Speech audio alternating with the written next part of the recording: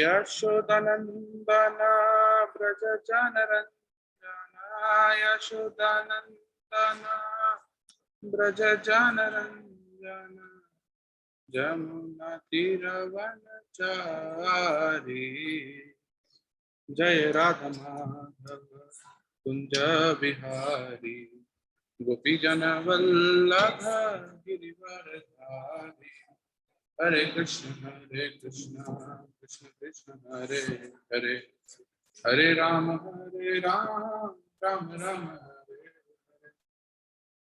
हरे हरे कृष्ण कृष्ण कृष्ण हरे हरे हरे राम राम राम हरे हरे हरे कृष्ण कृष्ण कृष्ण हरे हरे हरे राम राम हरे हरे हरे कृष्ण कृष्ण कृष्ण हरे हरे हरे राम राम राम हरे हरे जय प्रभुपाद जय प्रभुपाद जय शिव प्रभुपाद जय गुरुदेव जय गुरुदेव जय शिव गुरुदेव वंदे सुभद्रा महाराज की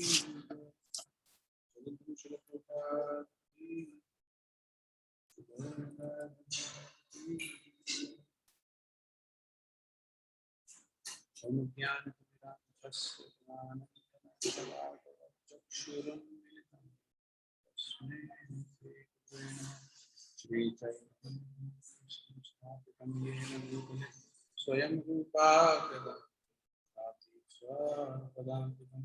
वंदेहम श्री गुरु श्री गुरु वैष्णवांश श्री रूपम साग्र जाता सहगना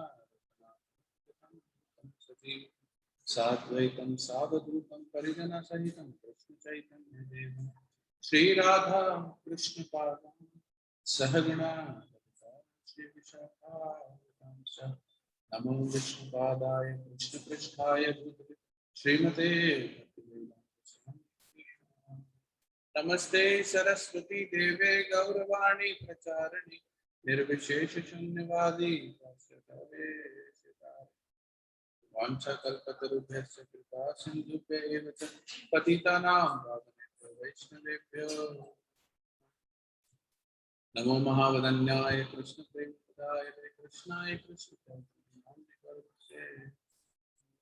पंचतत्त्वात्मकं कृष्णं तत्स्वरूपा स्वरूपकं भक्तावतारं भक्ताख्यं नमामि भक्तशक्तिदं जयतां सुरगोपं मम मन्दिरमतिर्गति मत्सर्वस्य पदाम्बुजो श्रीराधा मदन मोहन हे कृष्ण करुणा सिंधु दीनबंधु जगतपते गोपेश गोपिका कांत राधा कांत नमस्ते भक्त कंचन गौरांगी राधे वृंदावनेश्वरी वृषभानुसुते देवी प्रणमामि हरि प्रिये जय श्री कृष्ण चैतन्य प्रभु नित्यानंद श्री अद्वैत गदाधर शिवासादि गौरभक्तवृंद हरे कृष्णा कृष्णा कृष्णा हरे हरे हरे राम राम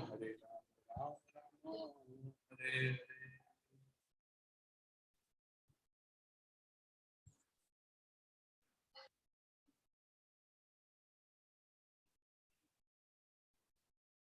हरे कृष्ण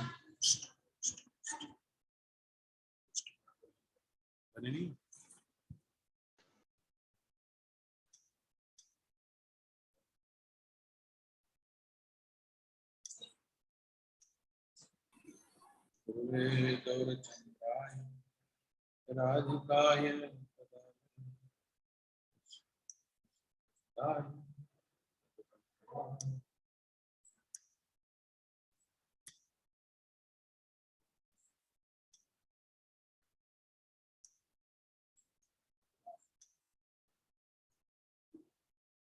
हरे कृष्णा। आप सभी लोग का स्वागत है। इस्कॉन भीलवाड़ा की तरफ से भगवत गीता के नए सत्र के ऊपर हम लोग की चर्चा चल रही है अध्याय दूसरे पे, जिसका नाम है सांख्य या फिर गीता।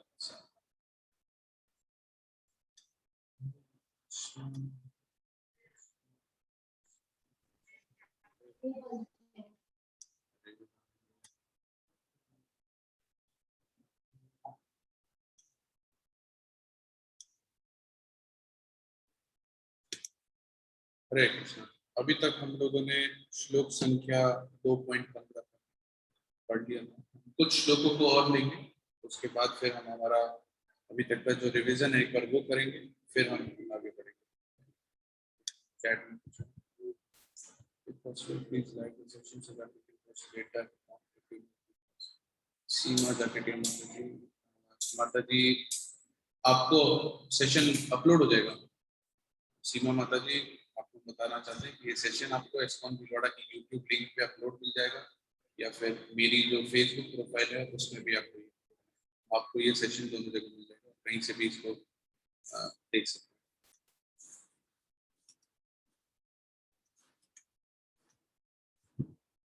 हम लोग आते हैं श्लोक संख्या 2.16।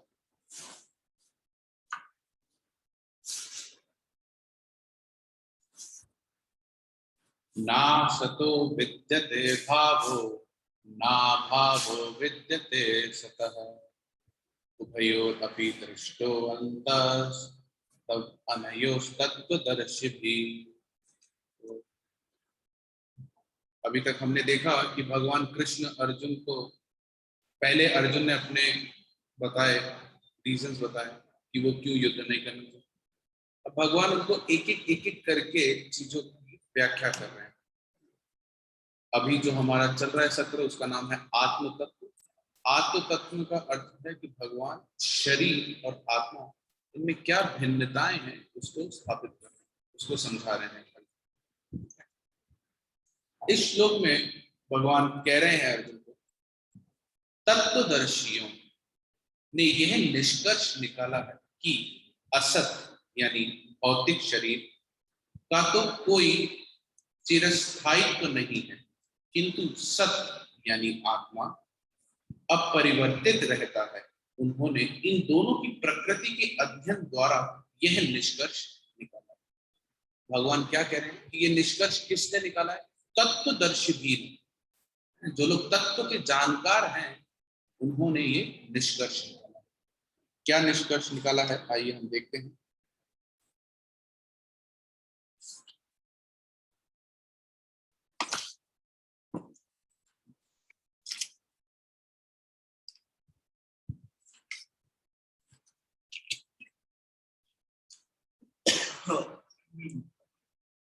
यहाँ पर बता रहे, सबसे पहला बताया असत।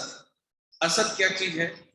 The object which is subject to change, जो हमेशा बदलता रहेगा। असत है ना, जो हमेशा बदलता रहेगा वो क्या है? वो असत है। दूसरा भाव। भाव यानी उसका भाव क्या है, उसका नेचर क्या है। जो चीज बदलती जा रही है उसका नेचर क्या होगा? बदलना। वो उसका नेचर भी बार बार बदलता जाएगा। फिर आता है सत। सत की बात हो रही है। सत क्या है? जो कि सत है, जो कि बदलता नहीं है, वो कौन है? आत्मा। फिर आगे बता रहे हैं, और आत्मा का नेचर कैसा है? अभाव। अभाव का मतलब जो कि बदलता नहीं है। तो यहाँ पर दो चीजों के बारे में भगवान व्याख्या कर रहे हैं, एक शरीर के बारे में, एक आत्मा के बारे में। शरीर जो है वो कैसा है? वो असत है, वो हमेशा बदलता रहता है। इसी प्रकार से उसका जो भाव है, उसका जो स्वभाव है, उसका जो नेचर है, वो भी बार बार बदलता रहता है। दूसरा भगवान बता रहे हैं कि एक परमानेंट चीज भी है, वो क्या है? सत्य।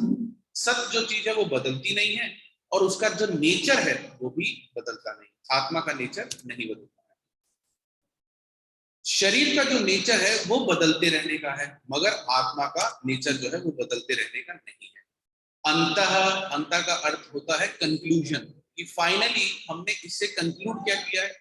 हमने इसे ये कंक्लूड किया है कि बॉडी जो है, हमारा शरीर जो है, वो क्या है? असत है, यानी टेम्पररी है।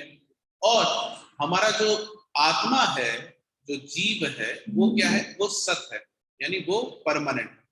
तो बॉडी और आत्मा, ये दोनों के बारे में भगवान यहाँ पर कंपैरिजन करके बता रहे हैं कि बॉडी जो है वो हमारी शाश्वत है, वो हमारी अशाश्वत है, और जो आत्मा है, हमारी सोल है, वो हमारी शाश्वत है, तो वो बदलती रहती है। आगे हम देखते हैं 2.17 में। अब ये वाला जो श्लोक अभी हमने चर्चा किया है 2.16, इसमें एक सबसे महत्वपूर्ण चीज है, ये ना भावो विद्यते सतः। इसका अर्थ ये होता है that which is eternal can not be destroyed. कि देखिए, अर्जुन के कुछ एक प्रश्न हैं, उनको ध्यान में रखते हुए चलेंगे तो हमें ये बहुत आसानी से समझ में आएगा, नहीं तो थोड़ा सा बाउंसर जाएगा या थोड़ा सा बोरिंग लगेगा। अर्जुन के सबसे पहले जिस प्रश्न का उत्तर हम यहाँ पर खोज रहे हैं वो है करुणा। करुणा के अलावा अर्जुन के जो प्रश्न थे वो थे कि हम इन परिवारजनों से कैसे युद्ध करें, मैं अपने परिवारजनों से कैसे युद्ध करूं। कृष्ण, तुम्हारा नाम तो मधुसूदन है क्योंकि तुमने मधु नाम के राक्षस को मारा है। तुम क्या चाहते हो, मेरा नाम द्रोणासुदन या फिर भीष्मासुदन बन जाए, कि मैं द्रोण और भीष्म का वध कर दूं और मेरा नाम द्रोणासुदन और भीष्मासुदन बन जाए, क्या तुम ये चाहते हो? तो अर्जुन के क्या क्या प्रश्न भगवान के सामने आए हैं, उन्होंने क्या क्या तथ्य दिए हैं जिससे वो ये साबित करते हैं कि मेरे को युद्ध नहीं करना चाहिए, उन सभी को भगवान एक एक करके विस्तार से उन सभी का खंडन कर। अब यहाँ पर भगवान क्या बता रहे हैं? भगवान बता रहे ना भावो विद्यते सता, जो कि शाश्वत है वो तो कभी मर ही नहीं सकती, तो तुम किसको मार रहे हो? जो चीज शाश्वत है वो तो कभी मरेगी नहीं, तो तुम किसको मार रहे हो? फिर आगे इस श्लोक में बता रहे हैं 2.17 में,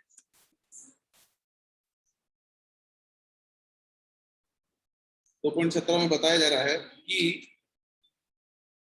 जो सारे शरीर में व्याप्त है उसे ही तुम अविनाशी समझो, उस अव्यय आत्मा को नष्ट करने में कोई भी समर्थ नहीं है। यानी इस पूरे शरीर में व्याप्त क्या है? अविनाशी जीवात्मा, ठीक है, जो अविनाशी है, जिसका कोई नाश नहीं हो सकता।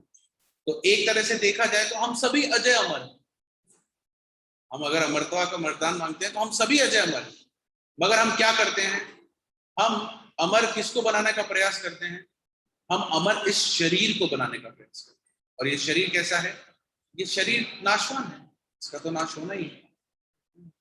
तो आत्मा के बारे में बताया जा रहा है कि आत्मा सर्वम इदम है, इदम सर्वम का मतलब सारी जगह है, पूरे शरीर में है।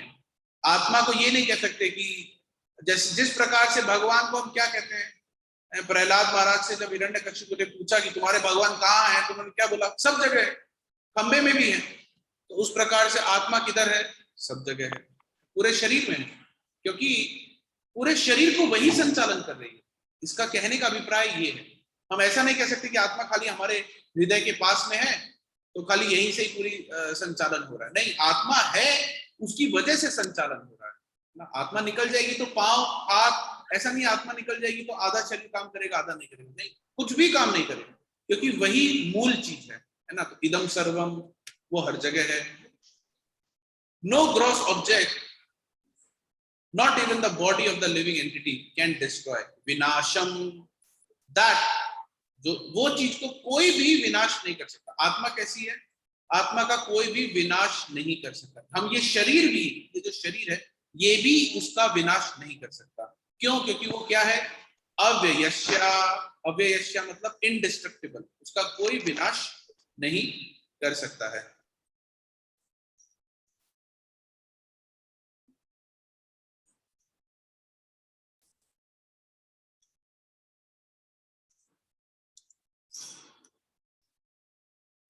क्यों?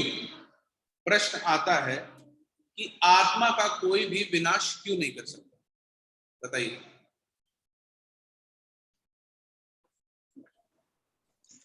क्योंकि ना वो आत्मा पैदा होती है, ना आत्मा का कोई जन्म होता है, ना आत्मा मरती है, तो इसका तो विनाश निश्चित नहीं है ना। और रोजी आपका नेटवर्क शायद सही नहीं है। आत्मा अजर अमर है, भगवद गीता में लिखा गया है। आपका नेटवर्क शायद सही नहीं है। कोई और है जो प्रयास करेगा? हरे कृष्णा प्रभु जी। हरे कृष्णा प्रभु जी। सही है और बोलो क्या कह रहे हो? एक सेकंड माता जी, शायद मेरे network- हरे कृष्ण प्रभु जी। हरे कृष्ण प्रभु जी। हरे कृष्ण प्रभु जी। माता जी एक सेकंड रुकिए, आपकी आवाज खराब है। हरे कृष्णा। मेरे को माता जी की आवाज नहीं आ रही। क्या कह रही है माता जी, आप लोग बताइए मुझे। माता जी आप पूछिए, माता जी आप पूछिए, क्या मतलब बोलना है जो आपको बोलिए। हरे कृष्णा। सॉरी आत्मा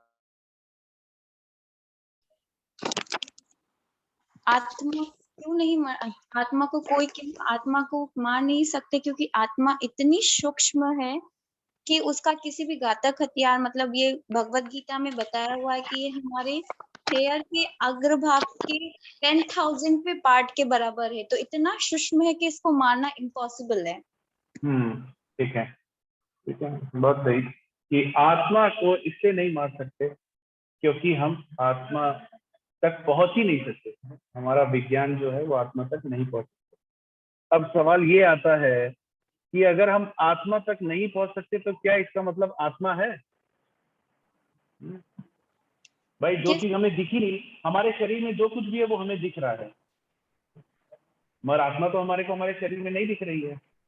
तो क्या आत्मा है शरीर में? हाँ प्रभु जी, आत्मा है। आत्मा कैसे है। समझाएंगे इसको? कैसे समझाएंगे? हम तो कहते हैं नहीं, क्योंकि भाई दिख रही, भाई मेरे शरीर में हाथ है, पाँव है, हड्डियां हैं, नसें हैं, सब कुछ दिख रहा है, आते हैं, ये सब भी दिख रही है, मगर आत्मा नहीं दिख रही है मेरे को मेरे शरीर में। प्रभु जी जैसे कि मतलब बहुत सिंपल तरीके से समझाया जाता है कि जैसे कि कई बोलते हैं कि तुम्हारे दिमाग नहीं है क्या, तुम्हारे में बुद्धि नहीं है क्या, तो बोलते हैं कि तुम्हारे में बुद्धि है, तुम यूज क्यों नहीं करते? तो बुद्धि है तो दिखती नहीं है वो चीज, तो फिर आत्मा भी तो है प्रभु जी। एक ठीक है, सिंपल तरीका ये है। ठीक है, और कोई तरीका सोचिए। इस तरीके में मैं कह सकता हूँ कि ठीक है प्रभु जी मेरे पास बुद्धि नहीं है, इससे नहीं दिख रही है। हाँ माता जी बताइए। प्रभु जी, हमारी आत्मा होने का सबसे बड़ा प्रमाण ये है कि जब किसी की भी मृत्यु हो जाती है तो उसके कोई भी बॉडी पार्ट्स में, कोई भी वाइटल ऑर्गन्स में कोई मूवमेंट नहीं होता है, कोई कुछ भी नहीं चलता है। मतलब बेसिकली उसकी बॉडी तब तक ही चल रही थी, सब कुछ तब तक ही ऑर्गन्स काम कर रहे थे जब तक कि उसमें आत्मा थी। तो आत्मा होती है, बहुत ही टाइनी है, पर वो टाइनी ही इतनी पावरफुल है कि हमारे शरीर में चेतना के रूप में होती है। ठीक है, इसके दो हैं। मैंने कहीं सुना था, कुछ लोग का कहना है कि मृत्यु के बाद भी शरीर के कुछ ऑर्गन कुछ समय तक के लिए चलते हैं, इसीलिए मृत्यु के तुरंत बाद ट्रांसप्लांट कर देते हैं वो लोग, क्योंकि उन्हें पता होता है कि अभी ये ऑर्गन एक्टिव है। नाखून जो है वो उसके बावजूद भी बढ़ता रहता है, कुछ लोग का ऐसा भी कहना है।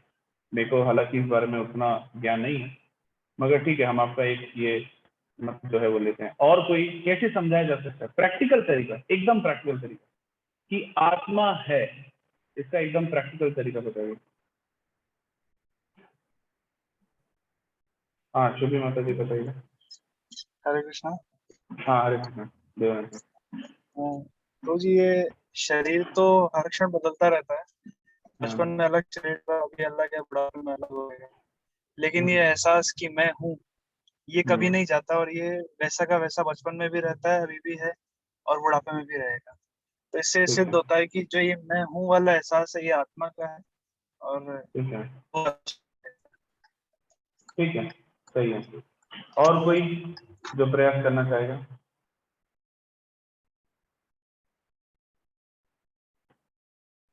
इस श्लोक के बाद हम काफी सारे हैं जिससे ये सिद्ध होता है कि आत्मा है। इस श्लोक के बाद हम देखते हैं, या हम अभी चर्चा करें तो करते हैं। देखिए जिस प्रकार ये आचार्यों ने अपनी टीकाओं में बताया है, बलदेव विद्यापति की टीका में और विश्वनाथ चतुर्वेदी टीका में भी ये लिखा है कि जिस प्रकार से हम देखें कि सूर्य है, सूर्य के सामने काले बादल आ गए हैं।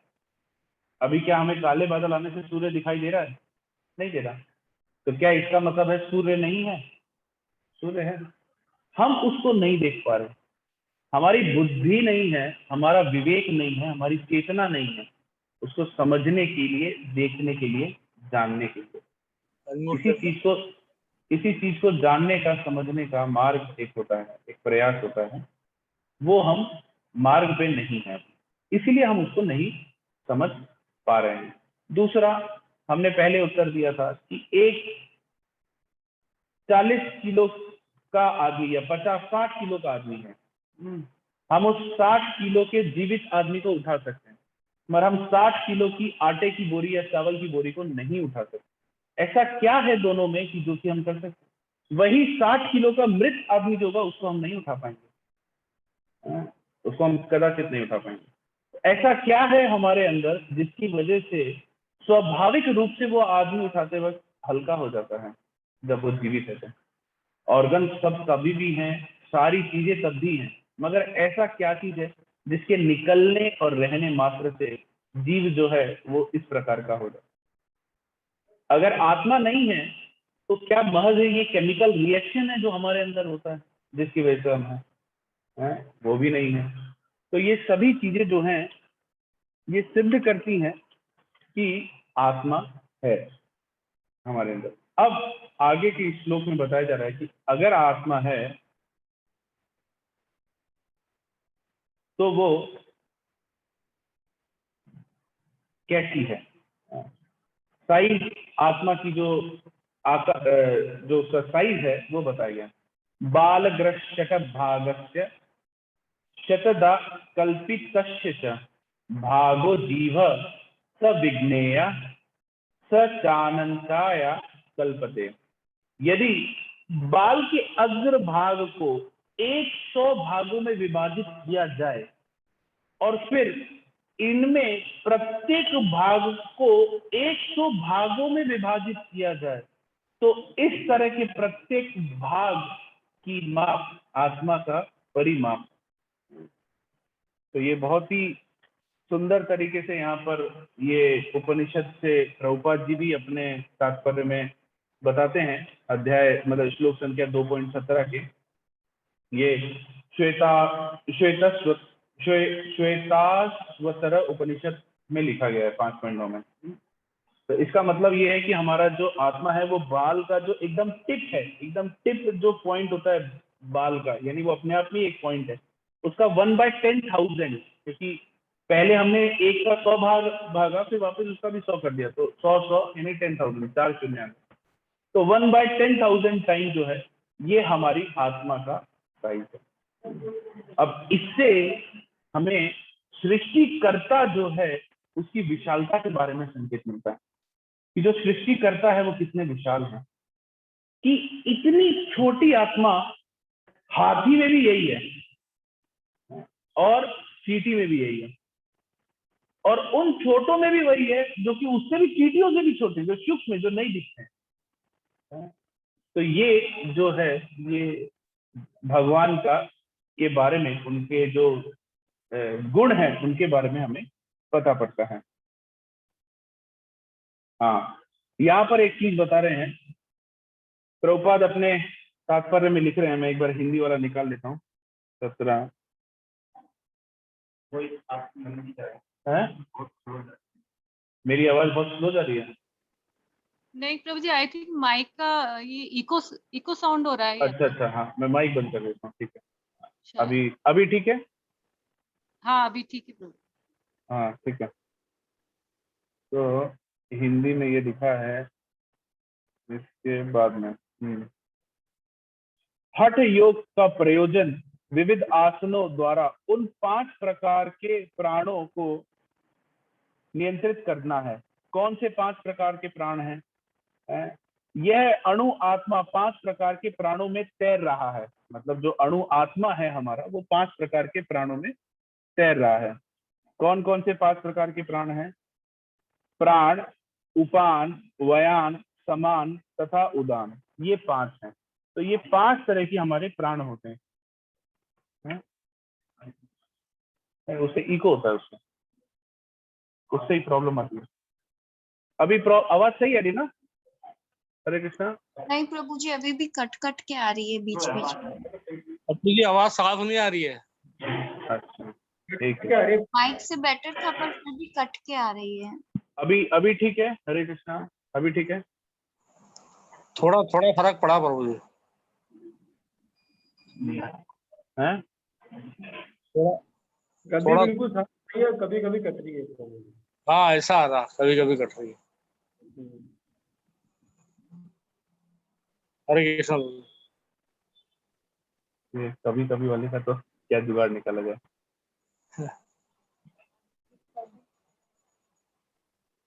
ठीक है, अभी सही लग रहा है, हम आगे बढ़े। हाँ बढ़िया बढ़िया। ठीक है, हैं? हाँ, प्रमोद प्रूफ पार्थ पद्म प्रूफ ने एक सजेशन दिया कि आप सब लोग अपने फोन के स्क्रीन की आवाज थोड़े से बढ़ा लीजिए, मतलब फोन का जो वॉल्यूम है डिवाइस का या जो भी है उसकी आवाज थोड़ी बढ़ा। ठीक है, एनीवे, तो ये 5 तरह के प्राण है हमारे अंदर। ये जो प्राण वायु है ये 5 तरह की है। प्राण, अपान, समान, उदान, व्यान। प्राण कहाँ पर होता है? प्राण होता है हमारे चेस्ट से लेकर के सर तक में। ठीक है, ये जो पोर्शन होता है इसमें जो वायु हमारे अंदर चलती है ये प्राण है। देखिए हमारा पूरा शरीर जो है वो वायु से ही है, मतलब अंदर सब कुछ जो है वो वायु है ना।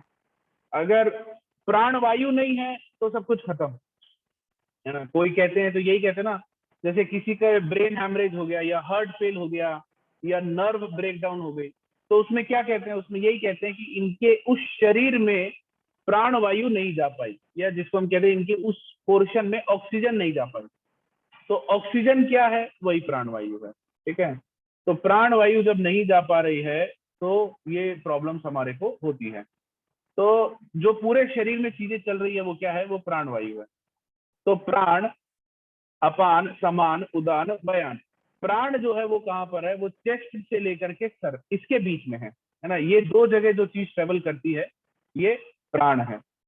ये क्या चीज को कंट्रोल करता है? इनटेक, जो भी हम खाते हैं उसको, और इंस्पिरेशन, ये चीज।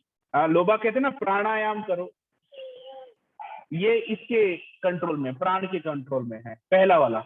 अगर ये बिगड़ जाएगा तो ये चीजें ढंग से नहीं हो पाएंगी। ठीक है, दूसरा है अपान। अपान जो है वो पेल्विस रीजन में, पेल्विस रीजन यानी हमारा निचला हिस्सा, पीछे का निचला हिस्सा। ठीक है, जिसको हम ये क्या कार्य करता है? ये करता है एलिमिनेशन, निकालने का कार्य करता है। डाउनवर्ड एंड आउटवर्ड मूवमेंट, बाहर का मूवमेंट जो होता है वो।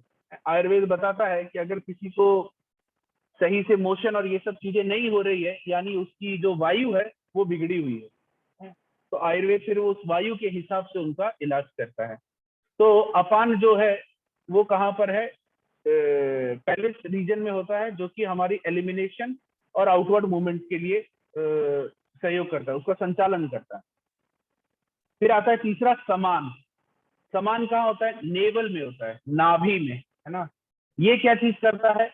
एसिमिलेशन, मतलब जो भी हमने खाया है सब कुछ को इकट्ठा करना, उसको एब्जॉर्ब करना और उसको कंसोलिडेट करना, मतलब उसको एट करना। ठीक है, खाया, इतनी सारी चीजें खाई, कोई छोटा कवर कोई बड़ा कवर, ऐसा सब अंदर गया, उसको एसिमिलेट किया, उसको एब्जॉर्ब किया, उसको सबको पचाया, घोला, जो भी है, फिर उसके बाद कंसोलिडेट किया। इसीलिए कहते हैं कि दांतों से अच्छा चबाया करो। अगर दांतों से नहीं चबाओगे तो आंतों से चबाना पड़ेगा, आंतों को चबाना पड़ेगा, ऐसा बड़े बुजुर्ग कहते हैं। मेरे घर वाले मुझे अक्सर कहते हैं कि चबा चबा के खाओ। अगर अच्छे से दांतों से नहीं चबाओगे तो आंतों को चबाना पड़ेगा। तो आंत कहाँ से चबाएंगी? उनके पास दांत है क्या? ये वायु है। ये जो वायु है समान, ये कार्य ये करती है। ठीक है, तो उसके बाद उसको कंसोलिडेट करना जिससे कि वो आगे से पास हो सके। ठीक है, फिर है उदान। उदान होता है हमारे थ्रोट में, गले में। जब ये गले में है तो ये क्या चीज को कंट्रोल करता है? हमारी स्पीच को, जो हम बोलते हैं उसको, हमारे एक्सप्रेशन को और अपवर्ड मूवमेंट को, ऊपर का जो मूवमेंट है, ऊपर का मूवमेंट, उसको ये उदान कंट्रोल करता है। अगर ये बिगड़ जाएगा तो लोगों की जो स्पीच है और एक्सप्रेशन है ये चीजें बिगड़ जाएंगी। फिर आता है व्यान। व्यान जो होता है वो पूरे शरीर में होता है और ये क्या करता है? ये सर्कुलेशन करता है हर लेवल पे। ठीक है, एक्सपेंसिवनेस करता है शरीर को, जो बढ़ता है शरीर इसको, और परवेसिवनेस करता है ना, सभी को पोषण देता है। ठीक है, ये चीज किसका होता है? व्यान का होता है। तो ये 5 है, यहाँ पर प्रभुपाद जी ने एक्सप्लेन नहीं किया है, मगर क्योंकि इनके नाम आए हैं तो मैंने सोचा कि मैं हल्का सा, अगर आप लोगों को जो भी मुझे जितना पता है उस हिसाब से अगर जो बता सकता हूँ तो वो आसान रहेगा। तो ये है प्राण, अपान, समान, उदान, वयान। ठीक है, ये 5 यहाँ पर होती है। उसके बाद प्रभुपाद जी बता रहे हैं कि हठ योग का प्रयोग विविध आसनों द्वारा उन 5 प्रकार के प्राणों को नियंत्रित करना है जो आत्मा को घेरे हुए हैं ना। ये पांचों चीज आत्मा को घेरे हुए हैं। यह योग किसी भौतिक लाभ के लिए नहीं अपितु भौतिक आकाश के बंधन से अणु आत्मा की मुक्ति के लिए किया जाता है। अब प्रश्न आता है, यहाँ पर प्रभुपाद ने एक चीज यूज की है, अणु आत्मा। अणु आत्मा का क्या अर्थ है? भगवद गीता में काफी सारी जगह ये आएगा, जब भी हम आत्मा का चर्चा करेंगे तो ये आएगा। अणु आत्मा का क्या अर्थ है? टाइनी साइज ऑफ आत्मा। क्यों कहा गया? वो तो आपने इंग्लिश ट्रांसलेशन कर दिया अणु आत्मा का माता जी, मगर क्यों कहा गया है अणु आत्मा? ये सॉरी, मैं अपना प्रश्न शायद सही से नहीं पूछ पाया। अणु क्यों कहा गया इसको?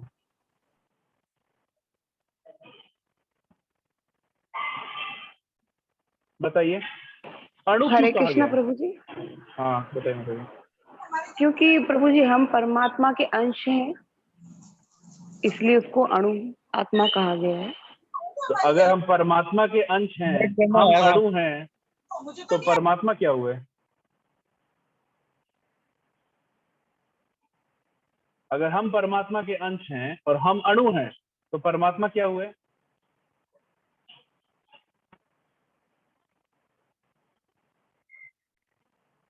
प्रभु जी परमात्मा तो हमारे संचालक है ना, हमें चलाने वाले, ठीक है, हमारी समझ उत्पत्ति गए। करने। देखिए 2 शब्द आते हैं, इसमें अपने आगे आएंगे, विभु आत्मा, अणु आत्मा। परमात्मा जो है वो सुप्रीम कॉन्शियस है, वो परमात्मा है, और हम लोग क्या है? हम लोग जीव आत्मा है, इंडिविजुअल है, इसलिए हमें अणु आत्मा कहा है। अणु क्यों कहेंगे किसी चीज को? कंपैरेटिव स्टडी हो रही है, यहाँ पर कंपैरिजन हो रहा है, इसलिए अणु कहा गया है। कंपैरिजन किससे हो रहा है? भगवान से हो रहा है। भगवान से कंपैरिजन क्यों कर रहे हैं? मायावादियों को डिफीट करने के लिए। नहीं तो मायावादी तो यही कहते हैं ना कि हम भी भगवान है, हम भी भगवान है। मगर हम कैसे भगवान हो सकते जब हम अणु है? तो हम विभु हो ही नहीं सकते क्योंकि हम अणु हैं। तो जो अणु है वो भगवान कभी हो ही नहीं सकता।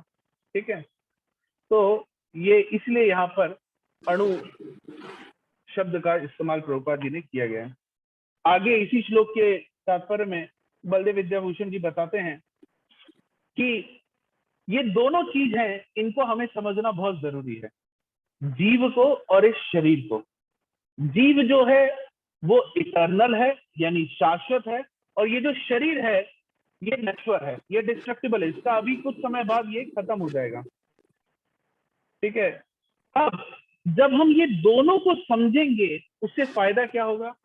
ये दोनों को जब हम समझ लेंगे तो हमें ये ज्ञान हो जाएगा कि शोक करने की चीज ये दोनों में से कोई भी नहीं है ना तो जीव ही शोक करने के लिए है और ना शरीर ही शोक करने के लिए है ना। ये दोनों में से कोई भी चीज शोक के लिए वस्तु नहीं है। जो शरीर हमें मिला है,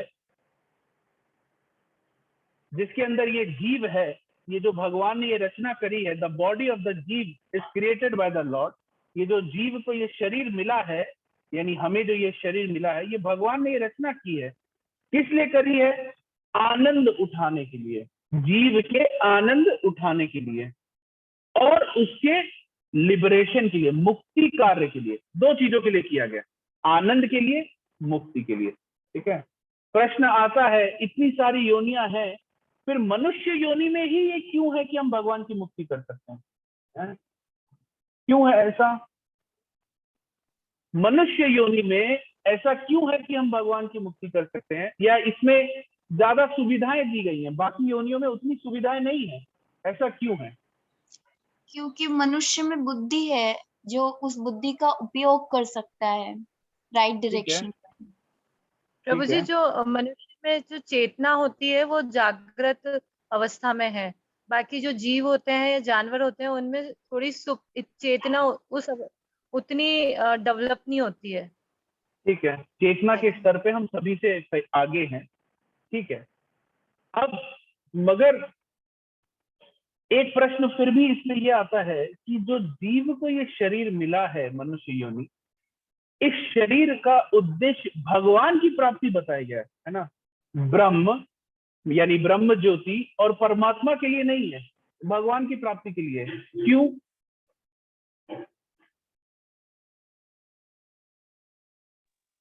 अगर हमें देखिए, लाइफ साइकिल से बचना है, वापस से दूसरी योनियों में नहीं जाना है, तो हम भगवान की सेवा कर कर ही उनके धाम जा सकते हैं, जहाँ से हमें लौट कर वापस आना ना पड़े। ठीक है, हम थोड़ा से तत्व की बात करते हैं। ब्रह्म ज्योति, परमात्मा, भगवान, तत्व में क्या भेद है हमने देखा था। सत यानी ब्रह्म ज्योति खाली शाश्वत है, परमात्मा में सत और चित यानी ज्ञान और शाश्वतता है, और भगवान में खाली आनंद है। जो आनंद स्वरूप है वो खाली भगवान है और कोई नहीं। यहाँ पर बलदेव विद्याभूषण जी क्या बता रहे हैं कि जो जीव को ये शरीर मिलता है, ये दो चीज के लिए मिलता है, आनंद के लिए मिलता है और किसके लिए मिलता है, मुक्ति के लिए मिलता है। और भगवान इन सभी श्लोकों के माध्यम से क्या समझाना चाह रहे हैं, ये शरीर जो है ये बदलता हुआ है, ये विनाश में है ना, ये डिस्ट्रक्टिबल है, इसका विनाश थोड़े समय में हो जाना है। तो इस शरीर के माध्यम से अगर हम जो आनंद खोज रहे हैं, वो हम कौन से आनंद की तरफ जाना चाहते हैं? ऐसे आनंद की तरफ जो कि क्षण भर के लिए है, जिसका कुछ समय विनाश हो जाने वाला है, या ऐसा आनंद जो कि शाश्वत है? उसी शाश्वत आनंद को फिर बाद में ये मुक्ति कह रहे हैं, लिबरेशन। ठीक है, इन दो चीजों के लिए ये शरीर हमें मिला है। हम इस शरीर के माध्यम से ये दोनों ही चीज पा सकते हैं, मगर उसके लिए हमें क्या करना पड़ेगा? धर्म करना पड़ेगा। ठीक है, हमें इन दोनों चीजों के लिए धर्म का पालन करना पड़ेगा। देयरफॉर इसीलिए वो कहते हैं, भगवान अर्जुन को कह रहे हैं कि जो तुमको मैं करने के लिए कह रहा हूं, अगर तुम वो करते हो तो तुमको दोनों ही चीज मिलेगी। तुमको सांसारिक या भौतिक सुख सुविधाएं भी मिलेगी, आनंद भी तुम्हें मिलेगा, और तुम उसके पश्चात मुक्ति भी पा सकोगे। इसीलिए तुम उठो और युद्ध करो। ठीक है, तो इसके माध्यम से ये भगवान जो है अर्जुन को बता रहे हैं कि आपको उठना है और युद्ध करना है। आगे 2.18वां श्लोक जो है, उसमें प्रभुपाद जी जो अर्जुन का पहला संशय था कि करुणा के कारण वो युद्ध नहीं करना चाहते थे, उसका उत्तर दे देते हैं। अतः दोनों ही दृष्टि से शोक का कोई कारण नहीं है, क्योंकि जीव जिस रूप में है, ना तो उसे मारा जा सकता है, ना ही शरीर को कुछ समय तक या स्थायी रूप से बचाया जा सकता है। पूर्ण आत्मा के सूक्ष्म कण अपने कर्म के अनुसार ही शरीर धारण करते हैं, अतः धार्मिक नियमों का पालन करना चाहिए। तो हम लोग जो शरीर धारण कर रहे हैं, ये मूलतः क्या है? मेन चीज जिसके कारण हम ये शरीर धारण कर रहे हैं, वो है हमारे पूर्व जन्मों के कर्म। मनुष्य जो है वो अपने कर्मों के हिसाब से ही शरीर धारण करता है। इसीलिए इस चीज को समझते हुए उसको जो धार्मिक नियम है उनका पालन करना चाहिए। अभी यहाँ पर 3-4 श्लोकों में बार बार धर्म, धार्मिक नियमों, इन सब का व्याख्या आ रहा है। ये क्यों आ रहा है आगे अभी हम समझेंगे और मैं आपसे पूछूंगा फिर। तो इसलिए भगवान कह रहे हैं कि ये दोनों चीजों को तुम समझो कि क्या शाश्वत है और क्या अशाश्वत है, और उठो और तुम युद्ध करो। ठीक है, तो यहाँ पर जो अर्जुन का प्रश्न था करुणा का, उसका भगवान ने उत्तर दिया है, प्रभुपाद यहाँ पर बता रहे हैं। अब हम चलते हैं 2.20 की तरफ।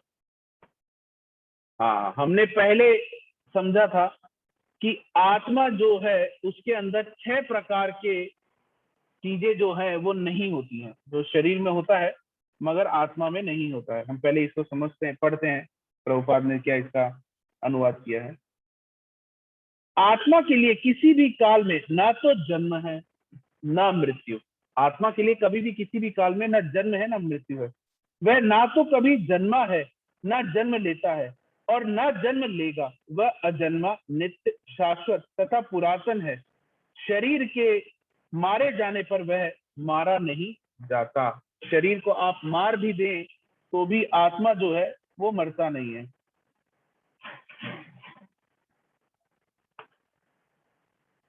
ठीक है। अब जो 6 प्रकार के चेंज है जो आत्मा में नहीं होते हैं, जिसके कारण से उसको नित्य कहा जाता है। ना जायते, आत्मा का जन्म नहीं होता है। हम सभी लोग का जन्म होता है, ठीक है, मगर आत्मा का जन्म नहीं होता है। न जायते, ना म्रियते, आत्मा का मृत्यु भी नहीं होती है। मृत्यु किसकी होती है? शरीर की होती है, आत्मा की नहीं होती है। अजो नित्या, अजो नित्या का मतलब है will not become greater as a soul is unborn and eternal. इसको हम एक उदाहरण के रूप से समझाते हैं। जो हमने 6 चीजें समझी थी उसमें ये था कि जन्म लेना, मृत्यु होना और बढ़ना, इंक्रीज होना, कि वो बढ़ती है। आत्मा बढ़ती नहीं है। कैसे नहीं बढ़ती इसको हम समझते हैं। जिस प्रकार से उदाहरण स्वरूप में एक पेड़ है, आचार्य लोग इसको अपनी टीका में समझाते हैं। एक पेड़ है, पेड़ ने जन्म लिया, ठीक है, पेड़ का जन्म हुआ। अब जन्म होने के बाद वो पेड़ बढ़ रहा है और फिर उस पेड़ का मृत्यु हो जाएगा। तो ये जो बढ़ने घटने का जो प्रोसेस है वो किसके साथ है? जो जन्म लेता है और जो मरता है। मगर क्योंकि आत्मा का जन्म नहीं होता, सबसे पहले क्या बोला है? ना जायते ना म्रियते, ना, सबसे पहले ये दोनों चीज बताइए। न जायते म्रियते वा कदाचिन, नायम भूत्वा भवितवा न भूय, अजो नित्य शाश्वतोयम पुराणो, न हन्यते हन्यमाने शरीरे। तो उसका ना तो जन्म होता है ना उसका मृत्यु होता है, और वो क्या है? वो नित्य है। नित्य के होने के कारण वो कभी बढ़ता घटता नहीं है, वो जैसा है वैसा रहता है। अजो नित्य। शाश्वत, शाश्वत का मतलब है डजंट डीके, वो शाश्वत है, उसका कभी वो कभी खराब भी नहीं होता है ना।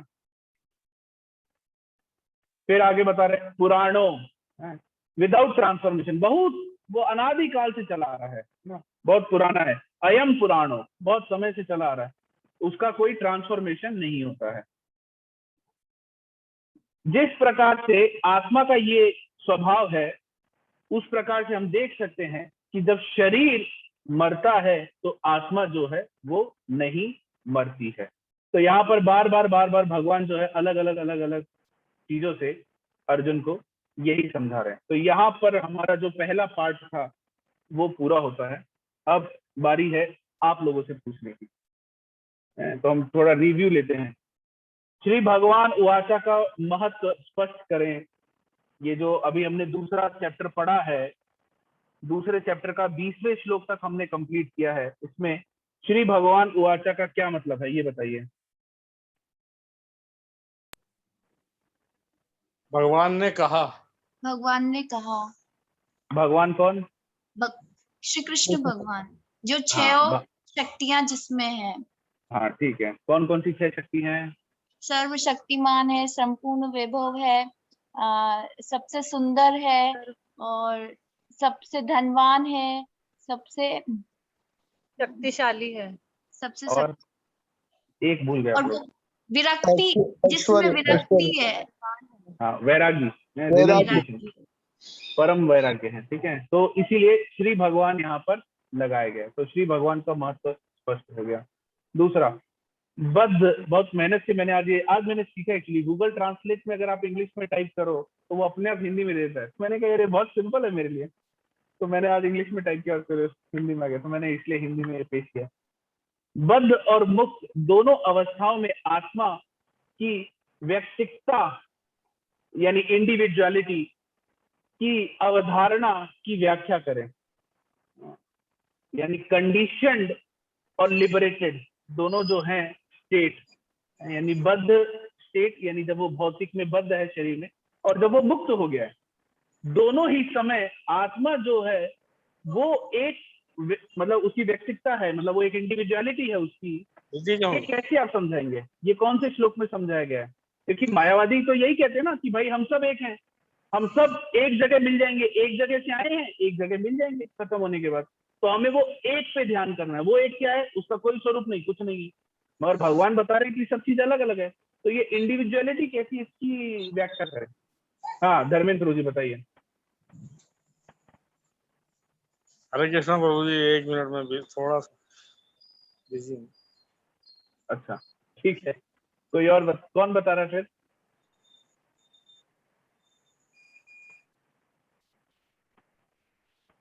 ये कौन से श्लोक में आया था ये चीज?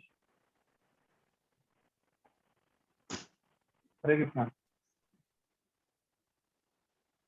बताइए सर,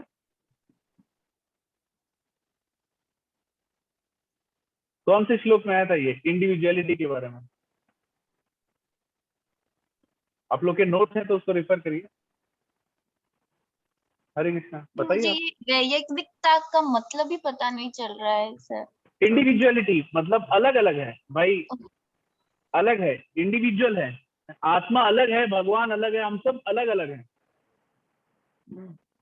हम सब लोग अलग अलग हैं, एक नहीं है हम लोग।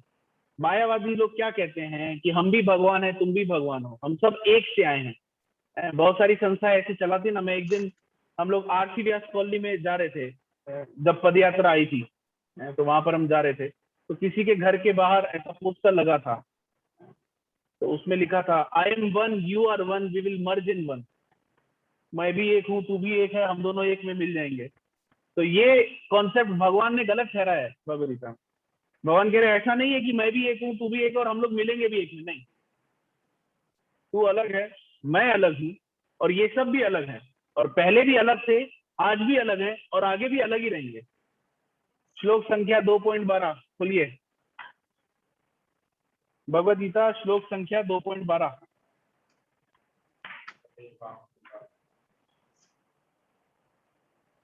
ऐसा कभी नहीं हुआ कि मैं ना रहा हूं या तुम ना रहे हो, अथवा ये समस्त राजा ना रहे हो, और ऐसा ना ही कि भविष्य में हम लोग नहीं रहेंगे। समझ आया अभी ये प्रश्न? हरे कृष्णा। यस प्रभु जी आया। ये इंडिविजुअलिटी के बारे में बता रहे हैं। मुझे लगता है इंग्लिश में ही लिखना चाहिए था। स्थानांतरण की स्थानांतरण की प्रक्रिया की व्याख्या करें। आत्मा में आत्मा और शरीर दोनों की यस जो स्थानांतरण हो रहा है हमारा, बार बार हम लोग बदल रहे हैं, इसकी प्रक्रिया जो है इसकी व्याख्या करें। कहाँ पर आया, कौन से श्लोक में है इसकी प्रक्रिया के बारे में? प्रभु जी ये तो पता है कि आत्मा चेंज होकर बॉडी में कृष्णा प्रभु जी। किसने बताया 2.13? हरे कृष्णा प्रभु जी। हरे कृष्णा बताइए। देहिनो अस्मिन् यथा देहे कौमारं यौवनं जरा तथा देहांतर प्राप्तिर्धीरस्तत्र न मुह्यति। अब इसकी व्याख्या करिए। जिस प्रकार अपने जैसे शब्दों में कि बताइए। हमारे शरीर हम जन्म लेते हैं, उसके बाद में थोड़ा सा ग्रो करते हैं, उसके बाद में युवा होते हैं, उसके बाद में वृद्ध होते हैं, और उसके बाद में हमारी मृत्यु हो जाती है। तो और उसके बाद में हमें नया शरीर मिलता है। तो ये है स्थानांतरण की प्रक्रिया। ठीक है, इस प्रकार से हमारा शरीर जो है बदलते रह रहा है, मगर हम जो है हम वो के वही है, हम बदल रहे हैं, हम नहीं बदल रहे। हाँ, आत्मा मेरा वही है, मतलब लेकिन आत्मा ही। शरीर में चेंजेस आ रहे हैं। ठीक है, तो ये स्थानांतरण की प्रक्रिया है, ठीक है, जो यहाँ पर समझाई गई। हाँ, अब ये एक और है, व्यक्तिगत अनुभव से सहिष्णुता यानी टॉलरेंस की गुणवत्ता यानी इम्पोर्टेंस के महत्व और इसे प्राप्त करने की व्यवहारिक तरीकों पर चर्चा की। प्रभु जी 2.14। ठीक है, वो तो श्लोक तो ठीक है, मगर ये प्रश्न जो है ये व्यक्तिगत अनुभव के बारे में है। ये इसके पहले वाले तीनों प्रश्न जो थे वो अंडरस्टैंडिंग के बारे में थे, जो आप लोगों ने बताया सही बताया अंडरस्टैंडिंग। अब ये व्यक्तिगत अनुभव से आप लोग बताइए कि जो सहिष्णुता है यानी जो टॉलरेंस है वो क्यों जरूरी है, उसका क्या महत्व है, वो जीवन में क्यों होनी चाहिए, और अगर होनी चाहिए तो इसको हम कैसे प्राप्त कर सकते हैं, उसका क्या तरीका है? प्रभु जी अगर टॉलरेंस इसलिए जरूरी है क्योंकि टॉलरेंस के के साथ ही हम भक्ति की अवस्था में हम प्रगति कर सकते हैं। और टॉलरेंस ठीक है। हमेशा हमें जप करके, माला जप करके, 4 नियम पालन कर एकादशी का व्रत और ये सब कुछ करके आएगी। ठीक है, हरे कृष्णा, सही है। और कुछ लोग अपना व्यक्तिगत अनुभव देना चाहते हैं, जो लोग नहीं बोलते हैं वो लोग बताइए।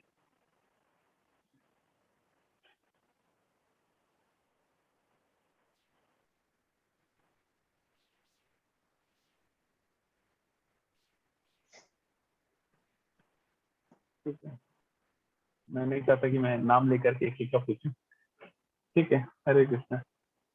तो बेसिकली टॉलरेंस जो है वो हमारे भक्ति के जीवन में और भौतिक जीवन में भी बहुत उपयोगी है। अगर किसी ने हमको एक दिया और हमने भी तुरंत दे दिया तो ये जो है युद्ध का स्थली बन जाएगी। वो अपने आप में एक धर्म क्षेत्र तो नहीं होगा, कुरुक्षेत्र बन जाएगा। तो सहनशीलता का मतलब ये नहीं है कि एक दिया तो गांधी जी ने बताया दूसरा गाल भी आगे कर। तो हम वास्तविक जो तरीका है उस पर जाना चाह रहे हैं। उसका तरीका ये है कि हम चीजों को बेसिकली जो सही जो टॉलरेंस है उसका सबसे जो असरदार चीज है होने का वो है हमारे ईगो का। अगर हम हमारे ईगो के ऊपर काम करने का प्रयास करेंगे तो हम बहुत ही आसान तरीके से अपने आप को कंट्रोल में रख सकते हैं, अपनी इंद्रियों को कंट्रोल में रख सकते हैं। क्योंकि हमारी इंद्रियों का काम है इधर उधर जाना, वो तो जाएंगी, ठीक है, मगर वो जाने के बाद फिर जो डिसीजन लेना होगा वो हमें लेना होगा। जैसे मैं मार्केट से गया, मेरी इंद्रियों ने कोई खाने का पदार्थ देखा, अभी मेरी इंद्री कह रही है कि मुझे ये खाना है, वो तो खाएंगे, मगर फिर वो जो डिसीजन है वो मुझे लेना है, ठीक है, वो डिसीजन मेरा है कि क्या होना चाहिए क्या नहीं होना चाहिए। तो वो सही गलत का निर्णय हम तब ले सकेंगे जब हमारे पास सही और गलत का ज्ञान होगा, जब हम दोनों के बीच में डिफरेंशिएट करना जानते हैं। ठीक है, तो इस तरह से हम इस चीज को अपने जीवन में अडॉप्ट कर सकते हैं। ये हमारा पहला टॉपिक जो है ये गणेश हुआ।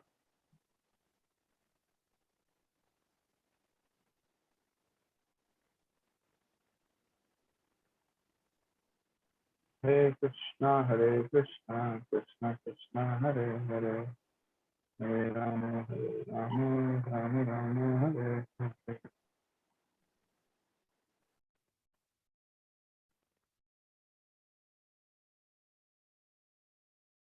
अब हम आते हैं दूसरे के ऊपर।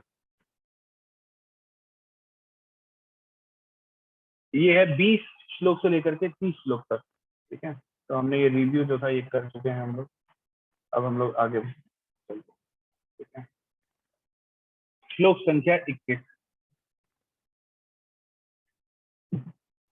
श्लोक संख्या 21 में बता रहे हैं, हे पार्थ, जो व्यक्ति यह जानता है कि आत्मा अविनाशी, अजन्मा, शाश्वत तथा अव्यय है, वह भला किसी को कैसे मार सकता है या मरवा सकता है। ठीक है, तो इस श्लोक का बहुत सारे लोग गलत अर्थ भी निकालते हैं। इस श्लोक को बहुत गलत तरीके से भी निकल जा सकते हैं। एक व्यक्ति ने किसी का खून कर दिया, जज के पास गया, जज कहता कि भाई तुमने क्यों मारा, तो वो ये कोट कर सकता है, मैंने कहा मारा, आपको क्या लगता है मैंने किसको मारा, मैंने शरीर को मारा। आत्मा को कभी कोई मार ही नहीं सकता, कभी कुछ नहीं कर सकता। तो जो शाश्वत तथा अव्यय है वह भला किसी को कैसे मार सकता है या मरवा सकता है। तो वो किसको कैसे मार सकता है या मरवा सकता है? हाँ, तो आगे ये चीज आएगा, इसी श्लोक में है 21 में। तो ये यहाँ पर एक बहुत ही महत्वपूर्ण चीज आती है जो हमारे जीवन में प्रैक्टिकल में समझने के लिए हमारे लिए है कि ये जो हिंसा है ये कब की जानी चाहिए। हिंसा का प्रयोग हम कब कर सकते हैं, बताइए। जब क्रोध आता है प्रभु जी। प्रभु जी ये तो गलत है ना, जब जब क्रोध है तब मैं हिंसा कर लूं। प्रभु जी, कृष्ण भगवान ने हिंसा का तो जब अधर्म का नाश करना हो या कोई आपके साथ इनजस्टिस हो रहा हो तब हमें करनी चाहिए। आपकी बहन को आपके माता पिता ने 6 चॉकलेट दी और आपको 2 चॉकलेट दी, आपके प्रति भेदभाव हुआ, इनजस्टिस हुआ, अब आप हिंसा करने के अधिकारी हो गए? नहीं नहीं प्रभु जी, बिल्कुल भी नहीं। धर्म के नहीं, खिलाफ, धर्म से, धर्म ठीक के है, नियमों से। ठीक है, ये हम धर्म एक पॉइंट ले लेते हैं। और बताइए कि हिंसा कब करनी चाहिए, हम कब हिंसा कर सकते हैं? हाँ, सुरभि दोषी माता जी। प्रभु जी, हमने देखा था कि हमें 6 पॉइंट देखे थे कि अगर कोई हमारे साथ कोई हमें जहर दे या हमारे कोई घर में आग लगा दे या कोई हमारे पर खतरनाक शस्त्रों से वार करे या कोई हमें लूट ले या हमारी जमीन हड़पने का प्रयास करे या हमारी स्त्री का हरण करे, तो ये 6 अगर परिस्थितियां होती तो हम हिंसा कर सकते हैं, हम उनकी हत्या कर सकते हैं। आपने ये हमने पहले 1.36 में देखा था।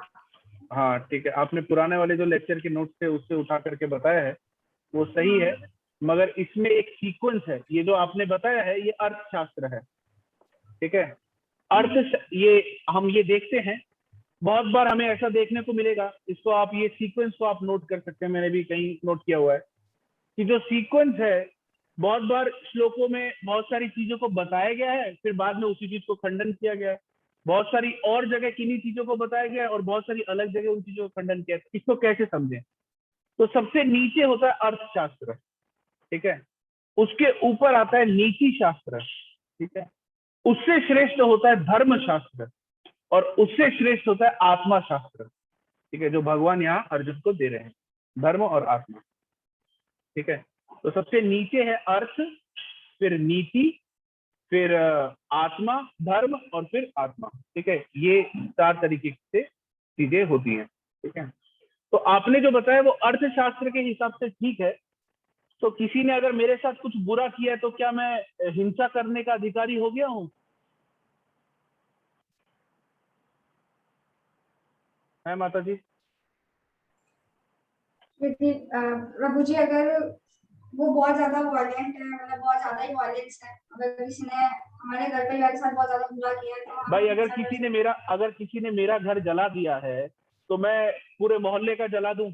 या मान लीजिए मोहल्ले ने मिलकर साजिश करी और उससे जला दिया, तो मैं मोहल्ले का जला दूं?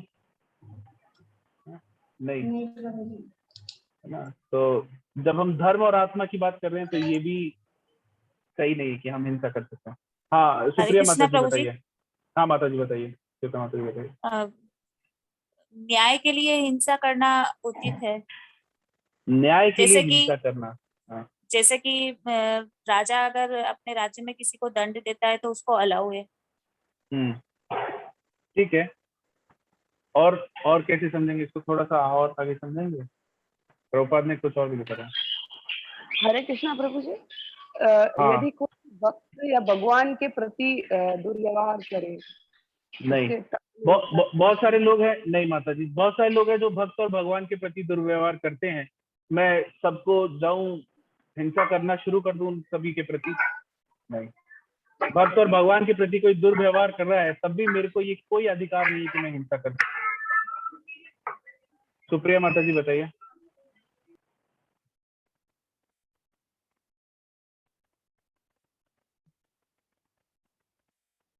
हरे कृष्णा, सुप्रिया माता जी। ठीक है, सभी माता जी आपका माइक अनम्यूट हुआ था। हाँ बताइए माता जी। जैसे बॉर्डर, हरे कृष्णा। बताइए। हाँ बताइए माता जी।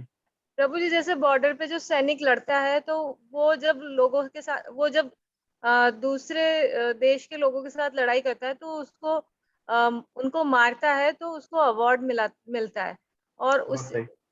और अगर वही व्यक्ति अगर कहीं अपने स्वार्थ से किसी को मारता है तो उसे फांसी की सजा भी मिलती है। तो इसका मतलब है कि गवर्नमेंट ने ये आज्ञा दे रखी है, अधिकारी बना रखा है। ठीक है, तो आप कुल मिला के वही कहना चाहते हैं, गवर्नमेंट ने अधिकारी बना रखा है, मतलब धर्म के हिसाब से ना, धर्म के हिसाब से जो सही है वो चीज के लिए अगर हिंसा हो रही है तो ठीक है, नहीं तो फिर नहीं है। हाँ। ठीक है, सभी माता जी बताइए। हरे कृष्णा प्रभु जी। हाँ प्रभु जी, जैसे दुर्योधन ने हिंसा करी थी अर्जुन के साथ, हाँ दुर्योधन ने तो बहुत सारी हिंसाएं करी हैं अर्जुन के साथ। हाँ तो मगर हम लोग उस केस में भी हम लोग दंड नहीं दे सकते। हम देखते हैं कि प्रभुपाद इसके तात्पर्य में क्या समझा रहे हैं, बहुत ही सुंदर तरीके से प्रभुपाद ने बताया है। हाँ, सबसे पहला प्रश्न जो हम लोगों ने भी चर्चा की, व्हेन इज वायलेंस जस्टिफाइड, कि हमें कब हिंसा करनी चाहिए। तो प्रभुपाद अगर हम देखें तो इसके तात्पर्य में लिख रहे हैं, मैंने शायद आगे लिखा होगा, हाँ, मनुष्यों के विधि ग्रंथ मनुष्य संहिता में इसका समर्थन किया गया है कि हत्यारे को प्राण दंड देना चाहिए, जिससे उसे अगले जीवन में अपना पाप कर्म भोगना ना पड़े। ठीक है, तो अगर किसी ने किसी का खून किया है, हत्या की है, अब उसको इतना भयानक कर्म मिलेगा, तो वो कर्म से वो बच जाए, इसीलिए उसको राजा क्या करता है, प्राण दंड दे देता है, तो उसको यहीं पे सजा देता है। क्योंकि ये प्राण दंड देना उसको फिर भी उसके लिए बहुत बड़ा सौभाग्य है, क्योंकि उसको जो आगे मिलेगा वो बहुत विनाशकारी है। ठीक है, अतः राजा द्वारा हत्यारे को फांसी का दंड एक प्रकार से लाभप्रद है। इसी प्रकार जब कृष्ण युद्ध करने का आदेश देते हैं तो यह समझना चाहिए कि यह हिंसा परम न्याय के लिए है, और इस तरह अर्जुन को इस आदेश का पालन यह समझकर करना चाहिए कि कृष्ण के लिए किया गया युद्ध हिंसा नहीं है, क्योंकि मनुष्य या दूसरे शब्दों में आत्मा को मारा नहीं जा सकता। मैंने इसके माध्यम से आगे का उत्तर भी ले लिया। ठीक है, कोई बात नहीं। अतः न्याय के हेतु तथा कथित हिंसा की अनुमति है। शल्य क्रिया का प्रयोजन रोगी को मारना नहीं, यानी जो हॉस्पिटल में हम ऑपरेशन वगैरह करते हैं वो उसका जो उद्देश्य है वो ये नहीं है कि योगी को मारो, पर फिर भी थोड़ी बहुत हिंसा होती है उसमें, मतलब आप काटते हो, चीर फाड़ करते हो, अपितु उसको स्वस्थ बनाना है। अतः कृष्ण के आदेश पर अर्जुन द्वारा किए जाने वाला युद्ध पूरे ज्ञान के साथ हो रहा है, उससे पाप फल की संभावना नहीं है। ठीक है, हमने कुछ उत्तर आपको मिल गए होंगे, फिर भी हम फिर से ये प्रश्न का चर्चा करते हैं। पहला हमने दिया था कि हिंसा कब अनिवार्य है, तो अभी हम लोगों ने समझा कि धर्म के लिए है तो अनिवार्य है। ठीक है, दूसरा, धार्मिक हिंसा के वर्तमान मुद्दे क्या हैं।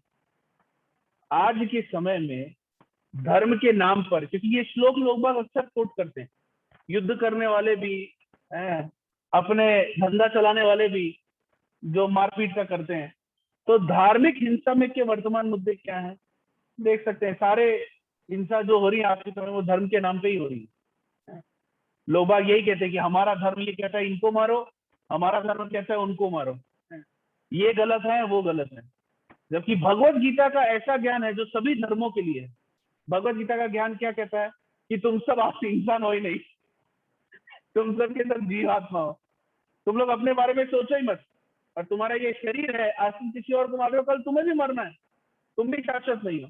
जो शाश्वत है उसके बारे में सोचो, छोटी मोटी चीजों के बारे में मत सोचो। ठीक है, तो आज के समय में हम देख सकते हैं कि सारे के सारे जो हिंसा हो रहे हैं वो वर्तमान मुद्दे जो उनके हैं वो धर्म से रिलेटेड ही हैं। चाहे हिंदू मुसलमान का दंगा हो, चाहे मुसलमानों में भी आपस में दंगा होता है, वो भी उनका भी धर्म के नाम पे होता है। वो कहते हैं कि हमारा वाला जो सेक्ट है वो ज्यादा सही है, वो कहते हैं हमारा वाला सेक्ट ज्यादा सही है। तो ऐसे अलग अलग लोग के धर्मों के नाम पे लड़ रहे हैं, जबकि भगवत गीता ये नहीं सिखाता है। भगवत गीता कदापि ये नहीं सिखाता है कि आप धर्म के नाम पे लड़ाई करो। ठीक है, आगे इस प्रश्न से हमें और क्लियर होगा। कृष्ण जो सर्व प्रेममय है, कृष्ण जो सभी को प्रेम करते हैं, उन्होंने अर्जुन को युद्ध के लिए क्यों उकसाया। भाई ऐसा क्यों किया उन्होंने। अब अभी तक जो भी हमने पढ़ा है वो सारा इसमें आ जाएगा कि कृष्ण जो सर्व प्रेममय है उन्होंने अर्जुन को युद्ध के लिए क्यों उकसाया। ये तो बहुत सारे लोग आपसे जब आप किसी को समझाने जाएंगे कि भाई भगवत गीता तुम पढ़ो, तो कहेंगे है भगवत गीता क्या पढ़नी, अच्छा भला आदमी युद्ध नहीं कर रहा था उसको युद्ध के लिए प्रेरित करे। तुम्हारी भगवत गीता हिंसा सिखाती है। लोग बाग ऐसा, मेरे को तो बहुत लोगों ने बोला कि तुम्हारा भगवद गीता का ज्ञान सही नहीं है, वो लोगों को हिंसा सिखाती है। हम लोग थोड़ा आत्म ध्यान करने वाले हैं, हम शांति का जीवन व्यतीत करने वाले हैं, हम अहिंसावादी हैं, तो हम भगवद गीता नहीं लेंगे। तो कृष्ण जो सर्वस्व प्रेम में है, सर्व प्रेम में है, उन्होंने अर्जुन को युद्ध के लिए क्यों उकसाया, बताइए। क्योंकि प्रभु जी उसमें कौरवों ने नीति शास्त्र का भी पालन नहीं किया और धर्म शास्त्र का भी पालन नहीं किया। नीति शास्त्र के 6 पॉइंट उन पर फिट होते हैं और अधर्म भी किया पांडवों के साथ। ठीक है, और कोई? और यदि युद्ध नहीं करते तो जो दुर्योधन अगर शासन करता तो सारा अधर्म के अनुरूप ही करता, तो सारा जो प्रजा थी उसमें अधर्म बहुत ज्यादा फैल जाता। ठीक है, तो ये युद्ध जो है वो धर्म और अधर्म के बीच में है। तो भगवान जो है, भगवान क्यों अवतार लेते हैं, भगवान कब अवतार लेते हैं, उनके अवतार लेने का प्रयोजन क्या है? यदा यदा ही धर्मस्य ग्लानिर्भवति भवति है। तो अभी भगवान को क्या करना है, अपना प्रयोजन सिद्ध करना है। तो भगवान को धर्म जो है वो सिद्ध करना है, धर्म की स्थापना करनी है और अधर्म को हटाना है, इसीलिए भगवान ने ये किया। और क्या कारण है, क्यों भगवान ने युद्ध के लिए उकसाया? धर्म अधर्म हो गया, और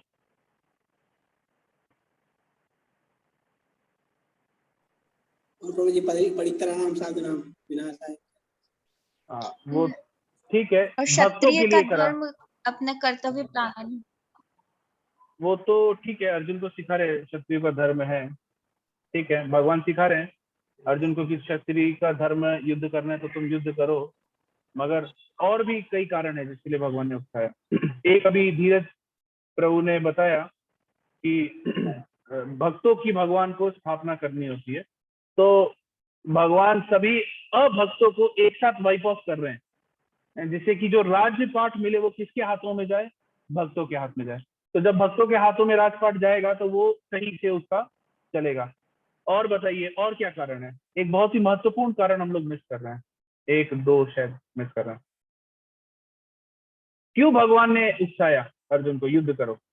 अगर अर्जुन युद्ध नहीं करते तो क्या होता? हरे कृष्णा प्रभु जी। हाँ प्रभु जी बताइए। प्रभु जी, ये एक आने वाले पीढ़ियों के लिए एक उदाहरण पेश भी करना था कि उनको सही मार्ग पे चल के ही अपना जीवन यापन करना है, अधर्म पे नहीं चलना है, वरना अधर्म के नाश के लिए फिर वापस ठाकुर जी कृष्णा के रूप में आते ही है। तो जी अगर हम ये बताएं लोगों को तो कई लोग इसको ये ऐसा, अगर आप मेरे को ऐसा समझेंगे तो मैं ये कह सकता हूँ ठीक है, तो भगवान ने ये रास्ता मुझे दिखाया, मुझे अच्छा लगा ये रास्ता, तो अब मेरे को मेरे घर वाले कहते हैं कि तू लड़ाई झगड़ा मत कर, मगर आपने मेरे को प्रेरणा दी है तो अब मैं लड़ाई झगड़ा कर सकता हूँ। और क्या कारण है? बहुत महत्वपूर्ण एक कारण है तो 2-3, एक बहुत ही महत्वपूर्ण है। हाँ सभी माता जी बताइए। हरे कृष्णा प्रभु जी। जब कृष्ण भगवान दुर्योधन के पास गए उनके लिए कि गांव की मांग करने हुई, 5 गांव इनको देने चाहिए, ऐसे में तो वो भी दुर्योधन ने कुछ भी नहीं दिया, एक फूटी कौड़ी भी नहीं दी उनको, तो इसीलिए उन्होंने सोचा कि अब तो युद्ध करना जरूरी है। तो क्या भगवान को अपना अपमान का बदला लेना था इसलिए युद्ध कर रहे हैं भगवान? नहीं, काफी सारे थे, जैसे द्रौपदी के भी चीरहरण किया था, काफी सारे। तो वो तो हम लोगों ने डिस्टिंग्विश कर लिया कि ये सभी लोग अधर्मी हैं, अधर्मी ये लोग हैं, इसलिए युद्ध करने के लिए भगवान कह रहे हैं कि धर्म के लिए युद्ध करना चाहिए, वो हम समझ लिया हम लोगों ने। ठीक है, आपका पॉइंट जस्टिफाइड है, आप भी यही कहना चाह रहे हैं अधर्म और धर्म के बारे में। हाँ माता जी। भगवान ये समझाना चाह रहे कि हमें मतलब जो भौतिक रिलेशनशिप है उनसे अलग रह के अपने मोह को अलग रख के और अपने कर्तव्य का पालन करना चाहिए, और अपना एक जैसे मोह से अलग होके पृथक अस्तित्व है अपना एक, तो उसको फॉलो करना चाहिए। और इस तरह का उपदेश भी दिया था भगवान ने अर्जुन को कि युद्ध तुम्हें करना चाहिए, तुम शरीर के स्तर पे सोच रहे हो इसलिए युद्ध नहीं कर रहे हो, इस मोह को अलग रखो और इसका पालन करो। माता जी आपने प्रयास अच्छा किया, मगर ये जो बात अगर हम कहेंगे तो ये तो बहुत उल्टी हो जाएगी कि ठीक है मैं अपने आप को शरीर के स्तर पे नहीं समझता हूँ और मैं किसी से मोह भी नहीं रखता और मैं सबको जाकर के सबसे जाके युद्ध करता हूँ। तो भगवान ने ये कारण तो भगवान अर्जुन को समझा रहे हैं कि ठीक है तुम्हें युद्ध करने के लिए उसको, मगर भगवान क्यों प्रेरित करना चाहते हैं उनको युद्ध करने, उत्साह क्यों रहे कि नहीं तुम युद्ध करो ही करो? ऐसा क्या प्रोजेक्ट है भगवान का जो फेल हो जाएगा अगर अर्जुन ने युद्ध नहीं किया तो? हरे कृष्णा प्रभु। भगवत गीता ही नहीं सुना पाएंगे। वो तो भगवान ने ऐसी सुना दी। ठीक है, और कोई? हाँ माता जी बताइए। अर्जुन भीख मांगने को तैयार हो गया था, तो वो इस हाँ। वजह से वो अपना क्षत्रिय धर्म भी नहीं निभा रहा था, इसलिए उसको भगवान ने उसे उकसाया है युद्ध करने के लिए, और भगवान को सभी अधर्मियों का नाश करना था। अगर हाँ, वो अभी आप सेकंड पॉइंट पे, पहले श्लोक पे आ जाए, भगवत गीता के पहले श्लोक पे आ जाए। वहां से दो चीजें निकल के आती हैं। धर्म की स्थापना, धर्म की स्थापना तो आप लोगों ने बताई। धर्म क्षेत्र कुरुक्षेत्र, भगवान को सभी लोगों को, सभी पापियों को इकट्ठा किया। अब भगवान को सभी पापियों को एक साथ करना है कि भगवान के पास इतना टाइम थोड़ी ना है, उनके वृंदावन में बहुत सारे काम पेंडिंग है। उनके पास यही नहीं है कि वो एक एक के पास जाए, इंडिविजुअली उनसे युद्ध करें, न्योता दे और उनको परास्त करें। तो सबको एक साथ करना है, तो सबको एक साथ इकट्ठा कर लिया। अब वो कार्य किसके माध्यम से करना चाह रहे? अर्जुन के माध्यम से। मेरे को जयपुर जाना है, अर्जेंटली मेरे को जयपुर पहुंचना है, मैंने अपनी गाड़ी तैयार कर रखी है जयपुर जाने की। अब अगर मेरी गाड़ी खराब हो गई तो मैं जयपुर पहुंच पाऊंगा क्या? नहीं पहुंच पाऊंगा। तो अर्जुन वो माध्यम है जिसके माध्यम से भगवान ने करना चाह रहे हैं। अगर वही नहीं, उसने युद्ध करने के लिए मना कर दिया तो फिर कैसे होगा? तो इसीलिए उसके माध्यम से भगवान अर्जुन को उकसा रहे, पहला। दूसरा कि भाई युद्ध करने के लिए फिर भी हिंसा करने के लिए क्यों उकसा रहे? अरे मूर्खो, हिंसा नहीं कर रहे, वो उन सभी लोगों का भला कर रहे हैं। क्यों? क्योंकि वो कुरुक्षेत्र है। भगवान ने कुरुक्षेत्र ही क्यों चुना? भगवान ने कुरुक्षेत्र इसलिए चुना क्योंकि उस जगह को वो वरदान मिला है कि वहां पर ये जितने भी लोग जाएंगे ये सभी लोग मुक्त हो जाएंगे। तो भगवान इन सभी को मुक्त करना चाह रहे हैं। भगवान चाह रहे हैं कि मैं इनका संहार करूं, मगर मेरे हाथ से संहार होगा तो ये सभी की सभी सही गति इनको मिल जाएगी। ठीक है, तो इसलिए भगवान उकसा रहे हैं। मतलब जब कोई हमसे ये पूछता है और जब कोई हमारे ऊपर ये करता है, चलो तुम्हारे सारे रीजन मान लिए, तब भी भगवान हिंसा करने के लिए क्यों बोल रहे हैं? अरे भगवान हिंसा नहीं कर रहे, भगवान उनका भला कर रहे हैं। भगवान वास्तविक रूप में उनका भला करना चाह रहे हैं। इसलिए भगवान कह रहे हैं कि युद्ध करो। अगर तुमने युद्ध नहीं किया तो इतने सारे लोगों का भला नहीं होगा। तुम्हारे एक अकेले की वजह से मैं इतने सारे लोगों का नुकसान होने के लिए तो मैं छोड़ दूंगा। तो बेसिकली भगवान उन सबका फायदा करना चाहते हैं, इसलिए अर्जुन को कह रहे हैं कि युद्ध कर। ठीक है, क्लियर हुआ आप लोग को? आप लोग के पॉइंट भी बहुत अच्छे थे।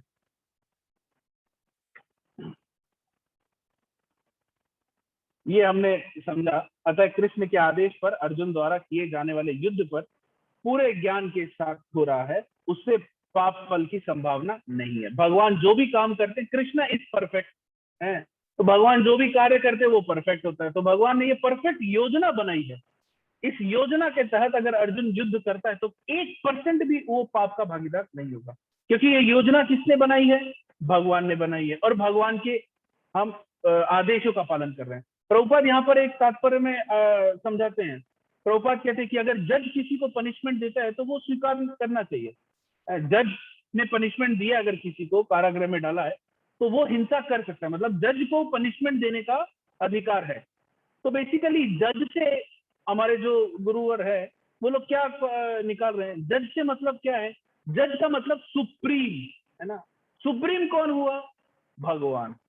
तो हम भगवान का आदेश का अगर पालन कर रहे हैं तो हम धर्म कर रहे हैं। धर्म क्या है, धर्म क्या नहीं है, ये खाली इतना ही पतली लाइन है।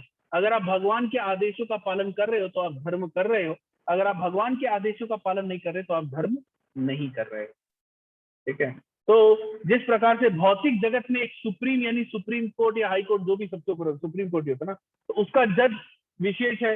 इसी तरह से पूरे संसार में जो सुप्रीम पर्सन है उसका जो निर्णय है वो विशेष, तो उसके निर्णय का पालन अर्जुन कर रहा है। तो यानी ये तो जज ने उसको कहा है, भाई मैं कुछ नहीं कर रहा, मेरे को जज ने जो बोला वो मैं कर रहा हूं। तो अर्जुन के ऊपर कोई भी किसी भी प्रकार का पाप फल नहीं जाएगा। हाँ हाँ, एक बीच में एक अनाउंसमेंट है, मैं आप सभी लोग को करना चाहता हूँ। आज बहुत ही शुभ दिन है। आज का दिन जो है वो भाद्र पूर्णिमा है। आज के दिन प्रभुपाद जी ने संन्यास लिया था। ठीक है, प्रभुपाद जी के सपने में उनके गुरु आए थे और उनके गुरु ने प्रभुपाद को सपने में बोला था कि तुम्हें संन्यास लेना चाहिए, अब ये सब छोड़ो तुम और संन्यास लो। और प्रभुपाद जी को नींद नहीं आ पाई, फिर उठ गया। प्रभुपाद जी को ये जो सपना था बहुत समय तक उनके चिंतन में रहा। आज के दिन प्रभुपाद जी ने संन्यास लिया था। और ये भाद्र पूर्णिमा है। आज भागवतम में इसका वर्णन है। आज के दिन जो भी भागवत को अपने घर लेके आता है या दान करता है, उसको ये भौतिक जगत से छुटकारा मिल जाता है। वो भगवान उसका फिर टेक केयर करते हैं, वो भगवान के पास जाते हैं। तो आज का जो दिन है वो बहुत ही महत्वपूर्ण है। बहुत सारे भक्तों ने आज भागवतम ली है मंदिर से और दान करी है। तो आप में से अगर कोई भी, अभी भी हमारे पास 2-2.5 घंटे का समय है, आप में से अगर कोई भी भक्त भागवतम आज के दिन शुभ दिन लेना चाहता है तो वो पाद पद्म प्रभु को इस क्लास के बाद या क्लास के बीच में भी टेक्स्ट कर सकता है, इसलिए हम रुक सकते हैं, कॉल कर सकता है, कुछ भी कर सकता है और उनको भागवतम सेट के लिए बोल सकता है। वैसे हिंदी का भागवतम सेट 5500 रुपए का है, मगर आज के विशेष दिन पे मंदिर की तरफ से आपको डिस्काउंट किया गया है और मंदिर की तरफ से ये सेट 5000 रुपए का है। और एक और खुशखबरी आज के दिन ये है कि एक माता जी ने मैं नाम शायद भूल रहा हूँ, प्रभु जी से पूछता हूँ, उन्होंने भगवत गीता स्पॉन्सर करी है। तो जिसके पास भी भगवत गीता नहीं है या जो योग्य कैंडिडेट्स हैं, जो निरंतर आ रहे हैं, जो योग्य कैंडिडेट हैं, उनको हम लोग हमारी तरफ से, जो एग्जाम में रिजल्ट अच्छा लिखेंगे, उनको हमारी तरफ से भगवत गीता एक उपहार स्वरूप दी जाएगी।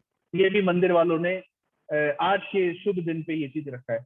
तो मेरे को ये तीनों अनाउंसमेंट करनी थी, तो इसलिए मैंने ये समय लेके किया। तो अगर आप में से जो भी भागवतम लेना चाहता है, भागवतम सेट ले सकता है तो सेट ले, नहीं तो एक सिंगल भागवतम का पहला स्कंद जो है एटलीस्ट वो आज के दिन ले ले।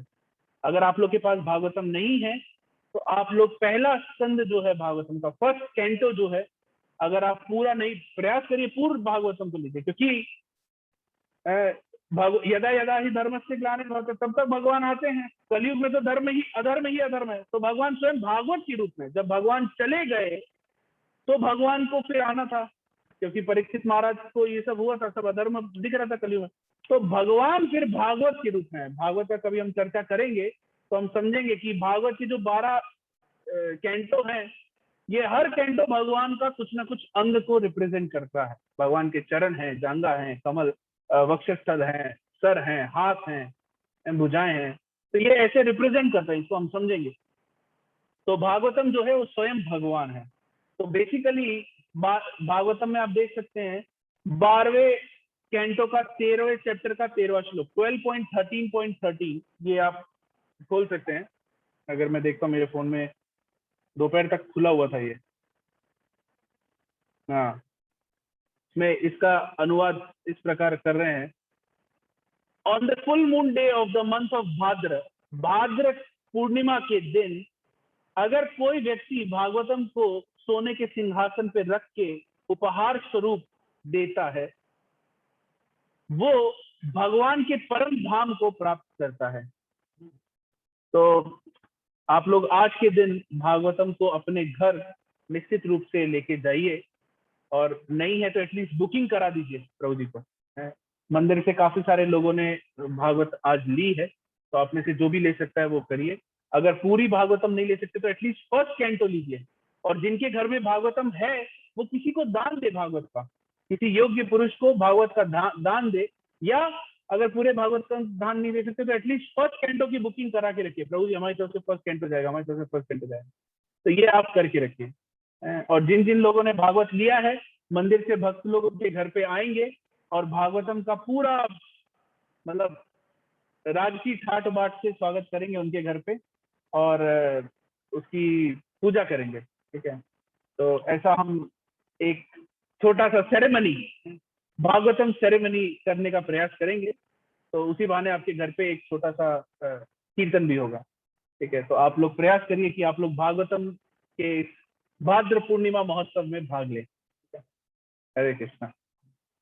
तो जो लोग भी हैं वो पाद पद्म टूल से कांटेक्ट कर सकते हैं। ठीक है, आगे देखते हैं। प्रभुपाद बता रहे हैं आगे, Lord Krishna and arjuna the Lord eternal friend. Arjun जो है भगवान के शाश्वत मित्र हैं। इन दोनों को ही कुरुक्षेत्र में युद्ध करने की कोई जरूरत नहीं, मगर ये दोनों ने युद्ध किया। क्यों युद्ध किया? जिससे कि जो आम जनता है उनको वायलेंस यानी हिंसा के बारे में समझाया जा सके। क्या समझाया जा सके? कि युद्ध के पहले, कुरुक्षेत्र के युद्ध के पहले उन लोगों ने सभी तरह का प्रयास किया युद्ध को रोकने का, है? दोनों लोगों ने बहुत प्रयास किया युद्ध को रोका जा सके, मगर जो कौरव थे वो लोग नहीं माने। वो लोग एडमेंट रहे कि हमको लड़ना ही लड़ना है। तो ये जो कारण है वो सही है, इसलिए यहाँ पर युद्ध करना अनिवार्य हो गया। वो लोग चाहते नहीं थे युद्ध करना, मगर क्योंकि वो लोग अड़े रहे कि नहीं युद्ध ही होगा, युद्ध ही होगा, इसीलिए युद्ध करना अनिवार्य हो गया। हालांकि जो कि कृष्ण कॉन्शियसनेस में अपने आप को स्थापित करता है उसका भौतिक जगत से कोई भी लगाव नहीं रहता है। He still works to teach the public how to live and how to act। और वो किस लिए जीता है? कि वो लोगों को ये सिखा सके कि कैसे जीना है और कैसे रहना है। तो हम भक्तों का युद्ध क्या है? आज के समय में हम भक्तों का क्या युद्ध है? हमारे लिए कुरुक्षेत्र क्या है? हमारे लिए रोज प्रचार की जो स्थली है वो हमारा कुरुक्षेत्र है, और हमें रोज जाकर के लोगों से युद्ध करना है। और युद्ध करके उन्हें क्या सिखाना है? उन्हें हमें ये सिखाना है कि आपको कैसे जीवन जीना चाहिए और कैसे जीवन में रहना चाहिए। ये हमें लोगों को सिखाना है। पहले हमें खुद को सीखना है ये चीज, पहले हमें खुद को सीखना है, फिर हमें लोगों को ये सिखाना है अपने आचरण के द्वारा। ठीक है, तो इसीलिए वो दोनों ही प्रभुपाद बता रहे कृष्ण और अर्जुन दोनों ही युद्ध नहीं करना चाहते, मगर क्योंकि सामने वाले ने विवश कर दिया। तो इसी प्रकार से कुछ भक्त लोग कहते हैं कि हमें प्रचार पे नहीं जाना है, मगर भौतिक संसार अब आपको विवश कर रहा है क्योंकि वो लोग नहीं मान रहे हैं मंदिर आने के लिए। तो वो लोग नहीं मान रहे, ये प्रोसेस वो नहीं ले रहे हैं, तो वो आपको विवश कर रहा है। भौतिक संसार ने प्रभुपाद को विवश किया कि वो 70 साल की आयु में वृद्धावस्था में वृंदावन धाम को छोड़ करके बाहर जाएं और लोगों को जाकर के प्रयास करें, प्रचार करें। ये प्रभुपाद का कुरुक्षेत्र था। ठीक है, तो इसको हम इस तरह से समझ सकते हैं। आगे प्रभुपाद बता रहे हैं, if you insult his devotees the devotees में एक्सक्यूज यू। अगर आप भगवान के भक्तों को मतलब आप भगवान के भक्तों की प्रति अपराध करो, उनकी इंसल्ट करो, तो एक बारी को वो भक्त आपको क्षमा कर देगा। कुछ लोग ये कह सकते हैं ना कि भाई अर्जुन के साथ सारा बुरा, सब कुछ अर्जुन के साथ हो ना, अर्जुन की पत्नी के साथ बुरा हुआ, अर्जुन के भाइयों के साथ हुआ, अर्जुन के साथ, वो तो बेचारा युद्ध नहीं करना चाह रहा, फिर तुम्हारे भगवान क्यों कह रहे हैं कि युद्ध करो? तो हमारे भगवान क्यों कह रहे हैं? इसलिए कह रहे हैं कि भाई कोई अगर भक्तों के साथ बुरा करे तो वो भक्त तो माफ कर देगा, मगर भगवान भगवान कभी माफ नहीं करेंगे। ये भगवान की पोजीशन है, इसीलिए बहुत सतर्क रहें भगवान के भक्तों के प्रति। अ डिवोटी में एक्सक्यूज यू, एक बारी को आपको भक्त जो है वो माफ कर देगा, मगर भगवान आपको कभी भी माफ नहीं करेंगे। भगवान इतने कठोर हैं, क्यों? क्योंकि वो बर्दाश्त नहीं कर सकते कि उनके भक्तों के प्रति कोई अपराध या उनके भक्तों की कोई निंदा या उनके भक्तों के प्रति कोई गलत चीज हरकत करे, उनका इंसल्ट करे। इसीलिए भगवान ने ये अरेंजमेंट किया। Arjuna wanted no let them excuse, let them be excuse. Arjuna चाहते हैं कि उन लोगों को माफ कर दो, छोड़ दो उन लोग को, जो उन लोगों ने गलती करी मेरे साथ, जो कुछ भी किया, मैं उन लोग को माफी दे रहा हूं, आप उन लोग को छोड़ दो। मगर कृष्णा ने कहा नहीं, तुम्हें युद्ध करना ही होगा, तुम्हें इन सभी को मारना ही होगा। ये भगवान की पोजीशन है।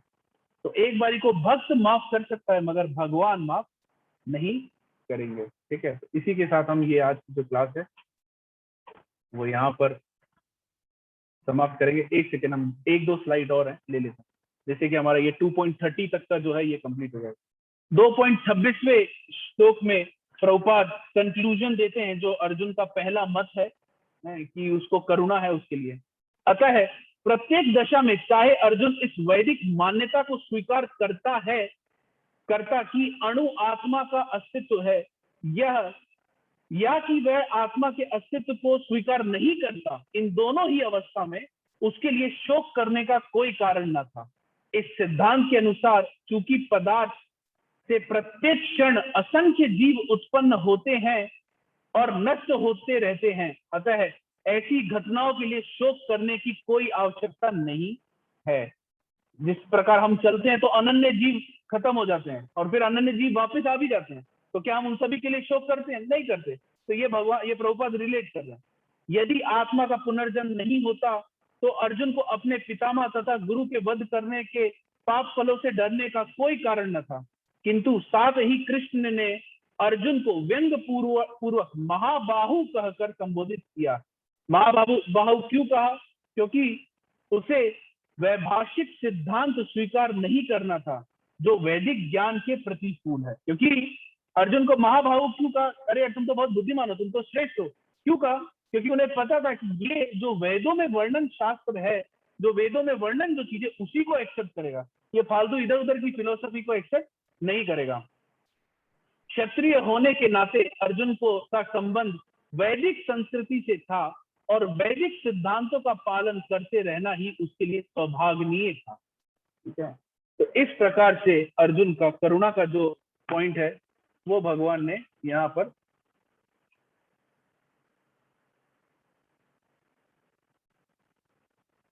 खत्म किया।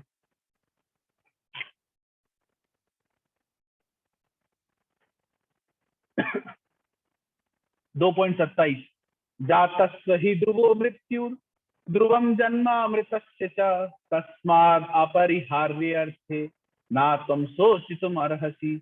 जिसने जन्म लिया है उसकी मृत्यु निश्चित है और मृत्यु के पश्चात पुनर्जन्म भी निश्चित है। अतः अपने अपरिहार्य कर्तव्य पालन में तुम्हें शोक नहीं करना चाहिए। तो जिसका जन्म हुआ है उसकी मृत्यु निश्चित है। आगे टिप्पणी में बताते हैं लोग कि भाई ये तो अच्छा ही है ना कि द्रोण और भीष्म को, मैंने पहले कल भी बताया था शायद, कि उनको पुराने वस्त्र को छोड़ के नए वस्त्र मिल रहे हैं, तो उनको नई चीज मिल रही है ना। अरे ये श्लोक हमने लगता है छोड़ दिया था, वासांसी जनानी किया था क्या? ये नहीं है, 22वां श्लोक आता है, वासांसी जनानी यथा विहाय नवानि गृह्णाति नरोपराणि तथो शरीरानि विहाय जरनानि अन्यानि संयाति नवानि देहि। बता रहे हैं कि जिस प्रकार से एक व्यक्ति पुराने कपड़ों को त्याग करके नए वस्त्रों को धारण करता है, उसी प्रकार से जो आत्मा है ये पुराने शरीर को छोड़ के नए शरीर को धारण करती है। ये प्रोसेस इतना ही सिंपल है। और यहाँ पर 27वें में भगवान बता रहे हैं कि जिसने जन्म लिया है उसकी मृत्यु निश्चित है और मृत्यु के पश्चात पुनर्जन्म भी निश्चित है। अतः अपने अपरिहार्य कर्तव्य पालन में तुम्हें शोक नहीं करना चाहिए। तो इन सभी के माध्यम से भगवान ने अर्जुन के अंदर जो करुणा का विषय था उसको समाप्त किया है। ठीक है, किसी का कोई प्रश्न है तो पूछ सकता है।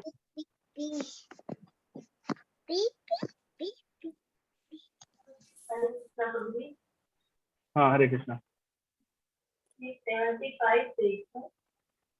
75 हाँ 75 देखते हैं।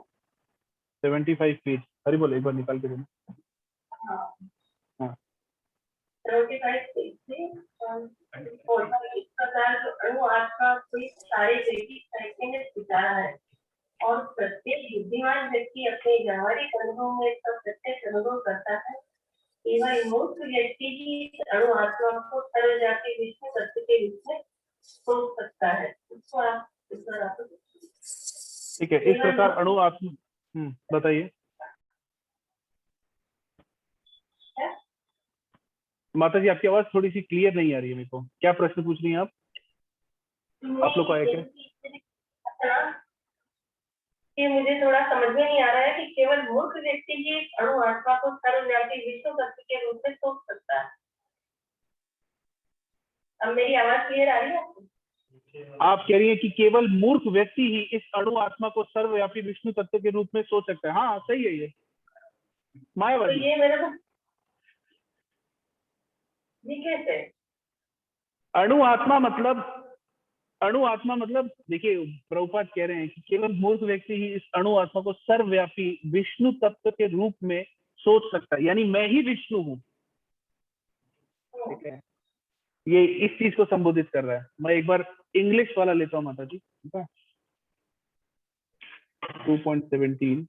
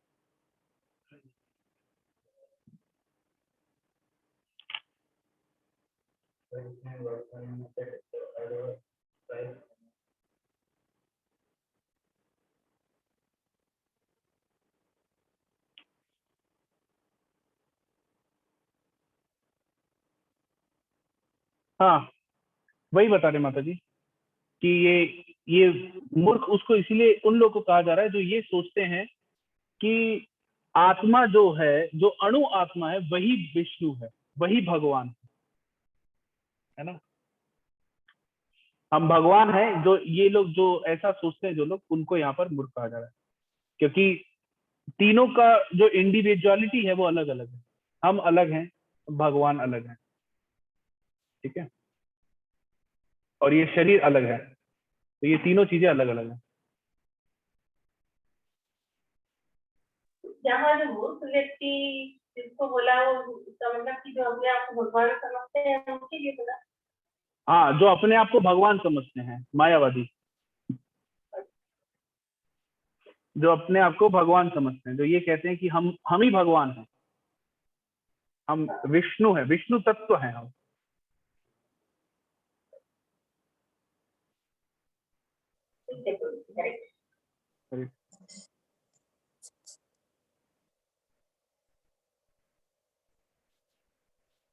और कोई? हरे कृष्णा। ठीक है, हाँ, मैं एक सेकंड जी, मैं आपका प्रश्न लेता हूँ। मैं एक छोटा सा अनाउंसमेंट करना चाह रहा था, थोड़ा सा है ना डिफिकल्ट हो रहा है मेरे लिए, मतलब मेरे को प्रेजेंटेशन बनाना और चीजें करना, और चतुर्मास चल रहा है तो थोड़ा मेरी चीजें नहीं हो पा रही है, थोड़ा सा डिफिकल्ट हो रहा है। तो मैं प्रयास करूंगा कि मैं इसको हफ्ते में 2 दिन लूं, और फिर हम लोग संडे का लेक्चर ले सकेंगे कभी कभी मंदिर का, तो वो कवर करके 3 दिन हो जाएगा, हमारा कोर्स हो जाएगा। क्योंकि मैं जल्दी जल्दी आगे बढ़ा के इंजस्टिस भी नहीं करना चाहता। मैं चाहता हूँ कि मैं हर एक श्लोक के ऊपर जो उसको जस्टिस मिलना चाहिए, या जितना मैं प्रयास कर सकता हूँ वो करूँ। But trust me, it is very time taking for me. तो मतलब बहुत डिफिकल्ट हो, मेरे को ऐसा लगा नहीं था कि इतना होगा, मेरे को लगा बहुत आसान है, मगर एक्चुअली सबसे बड़ी डिफिकल्टी है प्रेजेंटेशन बनाना। क्योंकि मैंने काफी सारे लोगों से पूछा कि अगर किसी के पास ऐसी प्रेजेंटेशन बनी हुई है हर एक श्लोक के ऊपर तो वो मेरे को शेयर कर दे, बट मार्केट में अवेलेबल नहीं है, तो मैं कॉपी पेस्ट नहीं कर पाया। हाँ, सबसे पहले हम मनुष्य जीवन में हम सबसे पहले जुगाड़ के लिए ट्राई करते हैं कि कुछ जुगाड़ हो सकता है तो पहले बताओ, बाकी की चीजें तो बाद में देखेंगे। तो मैंने काफी सारे भक्तों से भी मदद मांगी है इसमें जुगाड़ के लिए, बट अभी तक कोई जुगाड़ हाथ लग नहीं पाया, तो सब कुछ खुद ही करना पड़ रहा है। तो मुझे लगा यार खुद करना थोड़ा ज्यादा हो रहा है तो मैं प्रयास करता हूँ, देखता हूँ मैं कैसे इसको सुचारू रूप से कर पाऊंगा। और थोड़ी सी ट्रैवलिंग भी अभी बढ़ जाएगी, क्योंकि अब ये जो 2-3 महीना इसमें ट्रैवलिंग थोड़ी ज्यादा रहती है, तो देखते हैं। तो अगर कुछ हुआ तो मैं अपडेट करूंगा आपको। तो हाँ प्रभु जी, आप अपना प्रश्न पूछिए।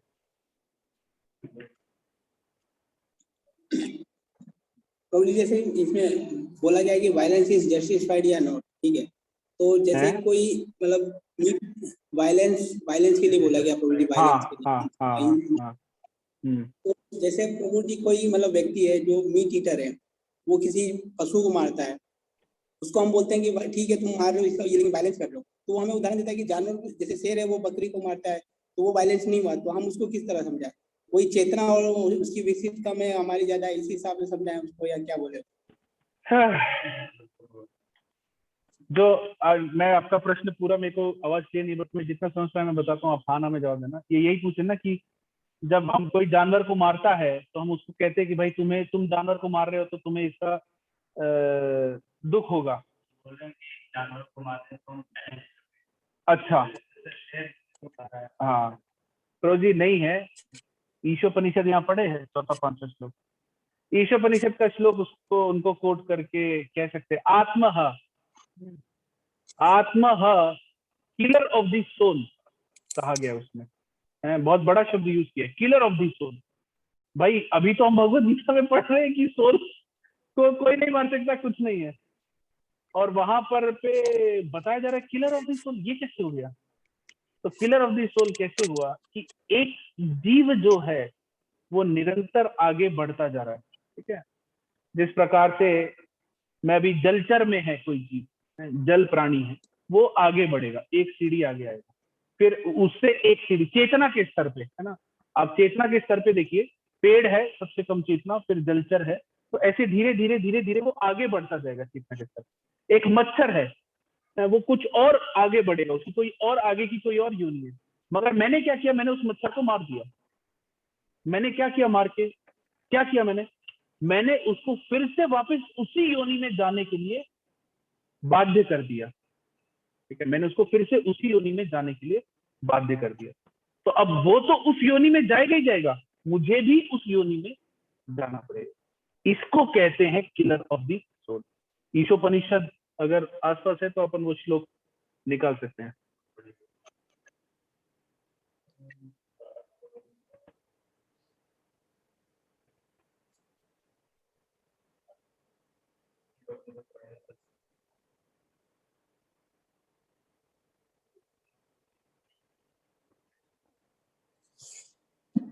प्रभु जी आपको उत्तर मिला? मेरे पास काफी सारे यहाँ पर चैट आए थे तो मैं वो देख रहा था। तो ईशोपनिषद में आप देखेंगे तो आपको वो श्लोक मिल जाएगा, 4था या 5वां श्लोक ही है, आत्मह उनको कहा जाता है। और बताइए, जानवर अगर किसी को भी मार के खाता है तो उसको कर्मा नहीं लगता है, क्यों नहीं लगता उसको कर्मा? जानवर अगर किसी को मार के खाता है तो उसको कर्मा नहीं लगता है, मगर हम जानवर को मार के खाते हैं तो हमें कर्मा लगता है, क्यों? चेतना का फर्क पड़ता है। हाँ, और कौन कह रहा है? माता जी बताइए। प्रभु जी वो भोग योनि है उनकी। हाँ ठीक है, धर्म जो है वो उन लोग के लिए नहीं है, धर्म हमारे लिए, वो भोग योनि है, ये आत्म साक्षात्कार के लिए है, ठीक है। ठीक है, और कोई प्रश्न? ठीक है, ठीक है, बहुत बहुत धन्यवाद आप सभी लोगों का। अगली क्लास हम लोग वेडनेसडे को तो नहीं करेंगे, थर्सडे को करेंगे या फिर मंगलवार और शुक्रवार।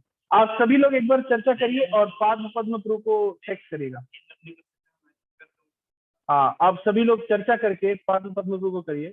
वी कैन टेक संडे, क्योंकि संडे को वैसे भी क्लास होती है, तो आप लोग आते ही हैं मंदिर, तो वी कैन कंटिन्यू दिस। हम लोग कभी कभी संडे को ले सकते हैं इस चीज को, मगर उसके लिए मेरे को मंदिर वालों से पूछना पड़ेगा, कोई आपत्ति ना हो। क्लास होगी ना, और हाँ, पद्म प्रो का कहना है कि जब भी क्लास होगी वो मैसेज कर देंगे, तो आप सभी लोग को इंटीमेशन मिल जाएगा। जिसको भी लगता है कि उसका नंबर पद्म प्रो के बाद नहीं होगा तो वो पद्म प्रो को एक टेक्स्ट कर सकते हैं। सुरभि माता जी, आप कुछ सुझाव देना चाहती, कुछ पूछना चाहती, बताइए। मुझे एक प्रश्न पूछना था। हाँ माता जी। हमें अच्युत का मीनिंग बताया था, जो जैसे अर्जुन, हरे कृष्णा। हाँ बोलिए माता जी, आवाज थोड़ी सी गड़बड़ है। अर्जुन ने जब कृष्ण भगवान को अपना रथ युद्ध के बीच में जाने के लिए कहा था, तो वो उन्होंने उसकी आज्ञा का पालन करके उन्हें युद्ध स्थल के बीच में ले गए थे। तब उन्होंने अच्युत वर्ड का इस्तेमाल किया था, आपने जैसे समझाया था। उनके लिए जो अपने भक्तों के लिए कुछ भी कर लेते हैं, आपने ऐसा कुछ मीनिंग बताया था अच्युत वर्ड का। देखो अच्युत वर्ड का वर्ड नहीं। अच्युत, अच्युत जो अभी अपने कभी भी चीजों से खाली नहीं जाएगा, अच्युत भगवान, भगवान को कहा जाता है। सर प्रभु जी, मैं कृष्णा बुक में पढ़ रही थी तो उसमें आया था कि वह व्यक्ति जिसका कभी भी पतन नहीं होता है उसे भी अच्युत कहते हैं। हाँ ठीक है, सही है। भगवान है तो भगवान जब अर्जुन के साथ है तो अर्जुन का पतन कैसे हो सकता है? तो प्रभु जी ये वर्ड अच्युत भगवान के लिए यूज हुआ है या अर्जुन के लिए यूज हुआ है? भगवान भगवान भगवान, अच्युत यानी भगवान।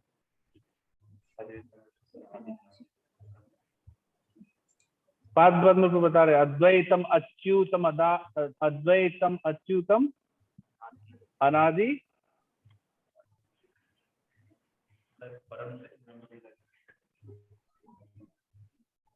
अद्वैतम अच्युतम अनादि पुरुषम, ऐसे कुछ मेरे को भी ध्यान नहीं आ रहा। हाँ ठीक है, ठीक है। तो अगला जो भी होगा वो हम आप लोग को बता देंगे और आप लोग भी अपने सुझाव दे सकते हैं। मीनवाइल अब हम जब भी मिलेंगे मैं चाहता हूँ आप लोग को जो होमवर्क दिया गया था वो आप लिखिए। मैं पाद पद्म प्रभु को बोलूंगा कि वो ग्रुप पे भी सबको होमवर्क डाल दें। एक ये था कि चारों जो डिफेक्ट रीजंस बताए थे अर्जुन ने जिसकी वजह से वो युद्ध नहीं करना चाहते, उसको आप अपने जीवन में कैसे लेते हैं। दूसरा, ये अभी तक हमने जो 30 श्लोक तक पढ़े हैं इसमें आत्म तत्व के कौन कौन से ज्ञान आपको मिले हैं जो कि कृष्ण ने अर्जुन को समझाए, उनको आप प्रचार में कैसे इस्तेमाल करेंगे या उनको आप अपने जीवन में कैसे इस्तेमाल करेंगे। मुख्यतः प्रचार के लिए, ये प्रचार के लिए है और वो आपके पर्सनल जीवन के लिए। पहला वाला कि अर्जुन ने जो 4 युद्ध ना करने के रीजन दिए थे, तो वो आपके जीवन में कहाँ, मतलब आप उनको अपने जीवन में कैसे देखते हैं कि आपको भगवान को सरेंडर करने के लिए या आपको भगवान की शरणागति लेने के लिए कैसे वो चीजें रोकती हैं, है? तो ये आप लिख के हमारे को तब तक दे सकते हैं। मेरी ईमेल आईडी में प्रभु जी को टेक्स्ट कर दूंगा, प्रभु जी आपको भेजेंगे तो आप उस ईमेल आईडी पे मेरे को मेल कर सकते हैं या फिर मेरे को व्हाट्सअप कर सकते हैं। ठीक है। हरे कृष्णा। वांछा कल्पतरुभ्यश्च कृपा सिंधुभ्यश्च पतितानां पावनेभ्यो वैष्णवेभ्यो नमः। हरे कृष्णा। अगली जो भी क्लास होगी उसके लिए आपको अपडेट किया जाएगा। हरे कृष्णा।